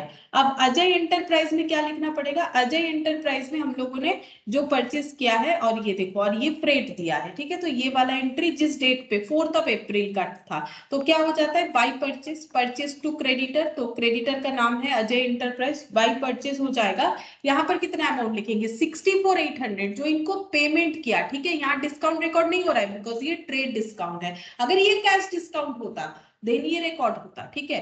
फिर यहाँ पर बाई फ्रेट, ठीक है, बाई फ्रेट। फ्रेट का हम लोग यहाँ पर कितना लिखेंगे? फ्रेट का हम लोग का हो जाएगा 150। अब यहाँ पर मतलब ये ड्यू हुआ, देखो, फ्रेट टू अजय इंटरप्राइज। अब तुम लोग कंफ्यूज मत हो जाना, मैंने बोला था फ्रेट टू कैश, ये तो कुछ और ही आ गया। ये देखो बता देते हैं, फ्रेट टू अजय इंटरप्राइज हुआ, ठीक है, अजय इंटरप्राइज। अब जब हम लोग पे करेंगे तो अजय इंटरप्राइज टू कैश बोल के पेमेंट हो जाएगा। मतलब एक्चुअली जो क्रेडिटर है ना, वो फ्रेट ले रहा है हमसे और हमारा काम करवा दे रहा है, ठीक है। तो एक्चुअली हम लोग फ्रेट इंडिविजुअली किसी को ढूंढ के पेमेंट करने के जगह हम लोग दुकानदार को ही पेमेंट कर रहे हैं जिनसे खरीदा है, क्रेडिटर को, तो इसीलिए यहाँ पर चार्ज कर दिया। बाई परचेज, यहाँ पर ये वाला परचेज है 30,600, ठीक है। ये सॉरी, ये है से ये वाला अमाउंट 64,800, ये तो मैंने लिख दिया शायद, ठीक है, मैंने 64,800 वाला लिख दिया। हाँ, अब 30,600, हाँ ये वाला 30,600, 30,200, 30,600 बाई फ्रेट 200, ठीक है। और अगेन यहाँ पर हो जाएगा 28th ऑफ अप्रैल था बाई परचेज 30,600, और यहाँ फ्रेट था बाई फ्रेट 100, ठीक है। तो एंट्री करने से क्या करते, purchase to Balaji trader, purchase to Ajay enterprise, purchase to Tripti industries, वही किया, और फ्रेट भी इन्हीं को पे किया है, तो freight to Ajay enterprise, freight to Balaji traders, freight to Tripti industries, ठीक है। और फ्रेट का टोटल कितना है वो हमें हेल्प कर रहा है हमारा ये वाला डिटेल्स वाला बुक, ठीक है। तो ये हम लोग का कंप्लीट हुआ कि किस तरह से हम लोग पोस्ट कर सकते हैं। तो ये देखो पोस्टिंग का इसी तरह से क्या होता है, क्या इसको क्लोज करना पड़ेगा, नहीं, नेसेसरी नहीं है कि हम लोग को इसको क्लोज करना पड़ेगा, ठीक है। क्यों क्लोज नहीं करना पड़ेगा, इसको हम लोग बोल सकते हैं एक्सट्रैक्ट। एक्सट्रैक्ट का मतलब क्या होता है पता है, मतलब पूरा चीज नहीं है, ठीक है, कुछ मतलब ओवरऑल अमाउंट से कुछ लिया गया है। अब ये देखो हम लोग ये थोड़ी ना बोल सकते कि इनका इसके अलावा और कोई ट्रांजैक्शन नहीं हुआ है, हमारे पास जितना डेटा था हम लोगों ने लिखा, अब इसको क्लोज करने का जरूरत नहीं, हम लोग एक्सट्रैक्ट फॉर्मेट में कर रहे हैं, ठीक है, कि हम लोग का ये डिटेल्स हमारे पास अवेलेबल है और कुछ नहीं है तो हम लोग इसको ऐसे ही रख सकते हैं, ठीक है। अच्छा, और नेक्स्ट देखते हैं क्या बोला है यहाँ पर, सेल्स बुक बोला है। सेल्स बुक अगेन उसी तरह से हमें क्रेडिट सेल का रिकॉर्ड करना है, लेकिन अगेन हमें ट्रेडिंग वाला गुड्स का ख्याल रखना है कि कौन सा होगा। तो ये क्वेश्चन हम लोग कर सकते हैं, हमारे पास जितना सा टाइम है। देखो ये वाला, ये इलस्ट्रेशन 3, यहाँ पर क्या बोला है, the following are some of the transaction of Messrs Kishore and son of the year 2020 as per their waste book, make out their sales book, ठीक है। हमें क्या करना है, उनका सेल्स बुक बना के देना है, ठीक है। तो sold to Messrs Gupta and Verma on credit, credit में उनको बेचा गया 30 शर्ट्स और 800 पर शर्ट, 20 ट्राउजर, 1000 पर ट्राउजर, ट्रेड डिस्काउंट। तो क्या ये आएगा, पहले ये सोच लो कि मेसर्स किशोर एंड सन जिन्होंने बोला है कि हमें सेल्स बुक बना के दे दीजिए, तो ये एक्चुअली बिजनेस किस चीज का कर रहे हैं, पहले दिमाग में ये बात चले जाना चाहिए, तब ना आइडेंटिफाई करेंगे कि हमें कौन सा डेटा लिखना है कौन सा डेटा नहीं लिखना है। तो पढ़ के क्या लग रहा है, पहला ट्रांजैक्शन पढ़ के, हम कपड़ों का दुकान है इनका। कपड़ों का दुकान है, ठीक है, शर्ट वगैरह बेचते हैं। अच्छा, तो क्या ये पहला ट्रांजैक्शन हमारा रिकॉर्ड होगा, क्रेडिट में सेल किया है तो क्या रिकॉर्ड होगा, यस मैम, होगा, क्योंकि सारे के सारे बुक्स तो credit purchase sale credit return credit purchase return sales return के लिए तो बना हुआ है ना, तो फिर ऑब्वियसली रिकॉर्ड होगा। फिर बोला है sold furniture to Sehgal and company on credit, credit में बेचा है फर्नीचर, क्या रिकॉर्ड होगा, আসবে না ম্যাম। नहीं आएगा। क्यों, क्योंकि फर्नीचर बेचना अभी तो हम लोगों ने डिसाइड किया, ये शर्ट बेचते हैं फर्नीचर नहीं बेचते हैं। फर्नीचर क्यों बेचा होगा, ऐसे स्क्रैप बेच दिया होगा। अब अगर किसी के दुकान में फर्नीचर लगा हुआ है जो कि बेकार हो गया है, लेकिन वो बेचता है शर्ट, तो क्या वो फर्नीचर नहीं बेचेगा, ये कैसा बात है, बेच सकता है, लेकिन वो ट्रेडिंग वाला नहीं है, नॉन ट्रेडिंग हो गया, ठीक है। Sold 50 shirts of messrs Jain and son 800 per shirts, ये आ जाएगा, ये वाला आ जाएगा जैन हाँ। एंड, हाँ ये आएगा, कुछ नहीं बोला है तो क्रेडिट मानेंगे। फिर 13 shirt to cheap store 750 each for আসবে कैश, না ম্যাম। ये नहीं आएगा, ये कैश ही हमें बता देना नहीं आएगा, भले ही शर्ट्स बेचा है बट कैश में बेचा है, यहाँ नहीं आएगा। फिर बोला है क्रेडिट में बेचा है माथुर एंड जैन को, शर्ट बेचा है ओवरकोट बेचा है, क्या ये आएगा, हाँ आ जाएगा ना, আসবে शर्ट ম্যাম। बेचा, हाँ आएगा, शर्ट बेचा है ओवरकोट बेचा है तो ट्रेडिंग सामान ही है, आ जाएगा, ठीक है। अब हम लोग इसको फटाफट रिकॉर्ड कर लेते, चलो अब तुम लोग तो समझ गए हो कैसे करना है, हम थोड़ा सा फास्ट चल सकते हैं। तो यहाँ पर इलस्ट्रेशन 3, ठीक है, तो यहाँ पर लिखते हैं डेट, पर्टिकुलर्स, डिटेल्स, हम शॉर्टकट वाला कर रहे हैं, ठीक है, डिटेल्स और अमाउंट, जैसे पहले परचेज बुक में जैसे कॉलम किया था वैसे यहाँ पर कर रहे हैं। तुम लोग चाहो तो इसका वो ग्रॉस और नेट वाला कॉलम करके भी कर सकते हो, देखो क्योंकि इसमें प्रेजेंटेशन जो है ना कोई फिक्स नहीं है। 2020 यहाँ पर हाँ 2020 का है, बाकी कुछ डेट नहीं दे रखा है। मेसर्स गुप्ता एंड वर्मा, अच्छा क्या सेल किया है, 30 shirts at the rate of 800, तो ये हो गया 24,000। अच्छा, उसके बाद 20 trouser eight the rate of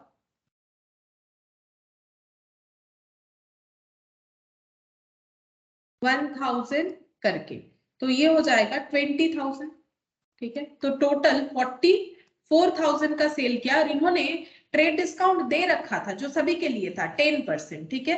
तो less trade discount at the rate of 10%। तुम लोग पूरा लिख लो, ठीक है। मैंने डिस्काउंट जो है शॉर्टकट में लिखा है 4400। तो यहाँ पर कितना आ जाएगा 39,600 हो गया। अच्छा, फिर नेक्स्ट देखते हैं।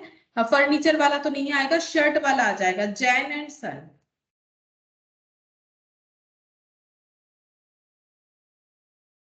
Fifty shirts at the rate of 800 per shirts, ठीक है। एट द रेट ऑफ 800, हाँ eight the rate of 800 per shirts ही था। तो ये हो गया 8 into 5 40,000, ठीक है। तो यहाँ 40,000 लिखते हैं, आउटर में भी 40,000 लिखेंगे। इनका कोई डिस्काउंट वाला कंसेप्ट था नहीं इनके लिए। तो ये हो गया। अब नेक्स्ट देखो क्या बोल रहे हैं, फिर 13 शर्ट्स टू चीप स्टोर, ठीक है। तो यहाँ पर लिखते हैं 750। अच्छा, ये तो कैश वाला, ये नहीं आएगा। अब ये वाला आ जाएगा, Mathur and Jain, messrs Mathur and Jain. इनका कितना है 100 shirts at the rate of 750। तो 75,000, ठीक है। तो ये हो गया 75,000। और 10 ओवरकोट है 5,000 पर ओवरकोट, ठीक है। तो 10 overcoat eight the rate of 5,000 करके, तो ये हो जाएगा 50,000, ठीक है। ये हो गया 50,000। तो टोटल बन जाता है यहाँ पर 1,25,000 लेस कर देते हैं ट्रेड डिस्काउंट। ट्रेड डिस्काउंट तो एट द रेट ऑफ 10% ही था, सारे क्वेश्चन में 10% ही दे रखा है। 12,400 ये लेस करने से 1,12,500 आ गया, और कुछ नहीं था। अब हम लोग टोटल कर सकते हैं, हमें टोटल क्रेडिट सेल मिल जाएगा 39,600 प्लस 40,000, मतलब हो गया 79,600। यहाँ पर 79,600 ऐड करने से ये 11 और ये 1,22,100 हो रहा है। यहाँ पे गलत हो गया 79,600।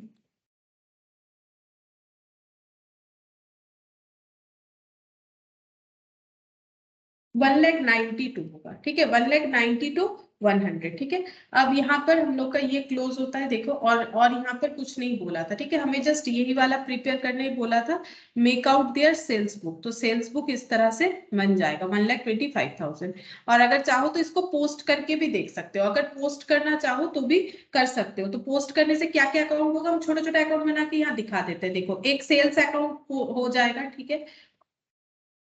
ये देखो, एक सेल्स अकाउंट हो जाएगा, एक हो जाएगा मेसर्स गुप्ता एंड वर्मा, मैंने शॉर्टकट में लिख दिया, ये अकाउंट एक हो जाएगा। एक हो जाएगा माथुर एंड जैन, ये वाला एक अकाउंट हो जाएगा। और एक हो जाएगा जैन एंड सन, ठीक है। ये हो गया जैन एंड सन, ये अकाउंट हो जाएगा। कैसे पोस्ट करोगे, ये देखो यहाँ पर ये क्या हो गया, total of sales, total of sales book, ठीक है। अब पोस्ट कैसे करोगे, सोचो। अगर इसका एंट्री करते तो क्या करते, डेटर टू सेल करते, तो कैसे रिकॉर्ड करते, यहाँ पर इसमें debtor to sale by debtor बोल के, तो यहाँ पर लिखेंगे बाय साइड में लिखना पड़ेगा। ये चीज यहाँ पर ध्यान रखना है, कहाँ मुझे टू साइड लिखना है, कहाँ बाय साइड। तो सेल्स अकाउंट है तो डेटर टू सेल होता है, तो डेटर का टोटल कितना है 1,92,100। तो हम लोग लिखेंगे ऐसे, बाय टोटल एज पर, ठीक है, सेल्स बुक, ठीक है। By total as per sales book 1,92,100, ठीक है। ये हो गया। अच्छा, अब डेटर अकाउंट में क्या लिखेंगे, डेटर टू सेल्स। तो ऐसे करके टू सेल्स बोल के लिख दो। पहले वाले का डेटर का जितना सेल था 39,600, फिर 40,000, इनका है 39,600, इनका है 40,000। तो यहाँ पर लिखते टू सेल्स बोल के 40,000, ठीक है। हम थोड़ा सा छोटा छोटा लिख रहे हैं, तुम लोग लिख सकते हो। आई थिंक ये 40,000 किसका था, 40,000 था जैन एंड सन, ठीक है। अच्छा, मैंने जैन एंड सन की जगह यहाँ लिख दिया, कोई बात नहीं, हम इसको ट्रांसफर कर लेते हैं। Jain and son, Jain and son का 40,000 था, और इनका लास्ट जो कैंडिडेट है मतलब जो डेटर है माथुर एंड जैन इनका सेल हुआ है 1,12,500। ये पोस्ट करने बोला नहीं था, लेकिन अगर पोस्ट करोगे तो कोई बड़ा बात नहीं है, इस तरह से पोस्ट करना पड़ेगा। जैसे लेजर पोस्टिंग करते हो वैसे ही होगा ना, पोस्टिंग इनटू लेजर एक ही बात है, लेकिन कहाँ पर क्या लिखेंगे, सिंपल बात है, क्योंकि हम लोग डेटर टू सेल लिखते हैं तो सेल में बाय डेटर लिखेंगे, तो यहाँ पर डेटर का टोटल ऐसे लिख के दिखाएंगे। ठीक है, ये हो गया। और देखो यहाँ पर नेक्स्ट इसके बाद कुछ रिटर्न बुक्स दे रखा है। ठीक है, तो हम लोग नेक्स्ट क्लास में क्या करेंगे, रिटर्न बुक्स वगैरह कंप्लीट करेंगे, उसके बाद ज्यादा कुछ नहीं है इसमें। ठीक है, कुछ एमसीक्यूज है इसमें, हम लोग थोड़ा सा एमसीक्यूज डिस्कस करेंगे, इससे क्या होगा तुम लोगों का जो है नॉलेज बढ़ जाएगा, क्योंकि ये सबसे डायरेक्टली बड़ा बड़ा क्वेश्चन तो कम आता है ना, हमें छोटा छोटा क्वेश्चन से पूछेगा ये सबसे। तो आज इतना ही करते हैं, नेक्स्ट क्लास में बाकी करेंगे।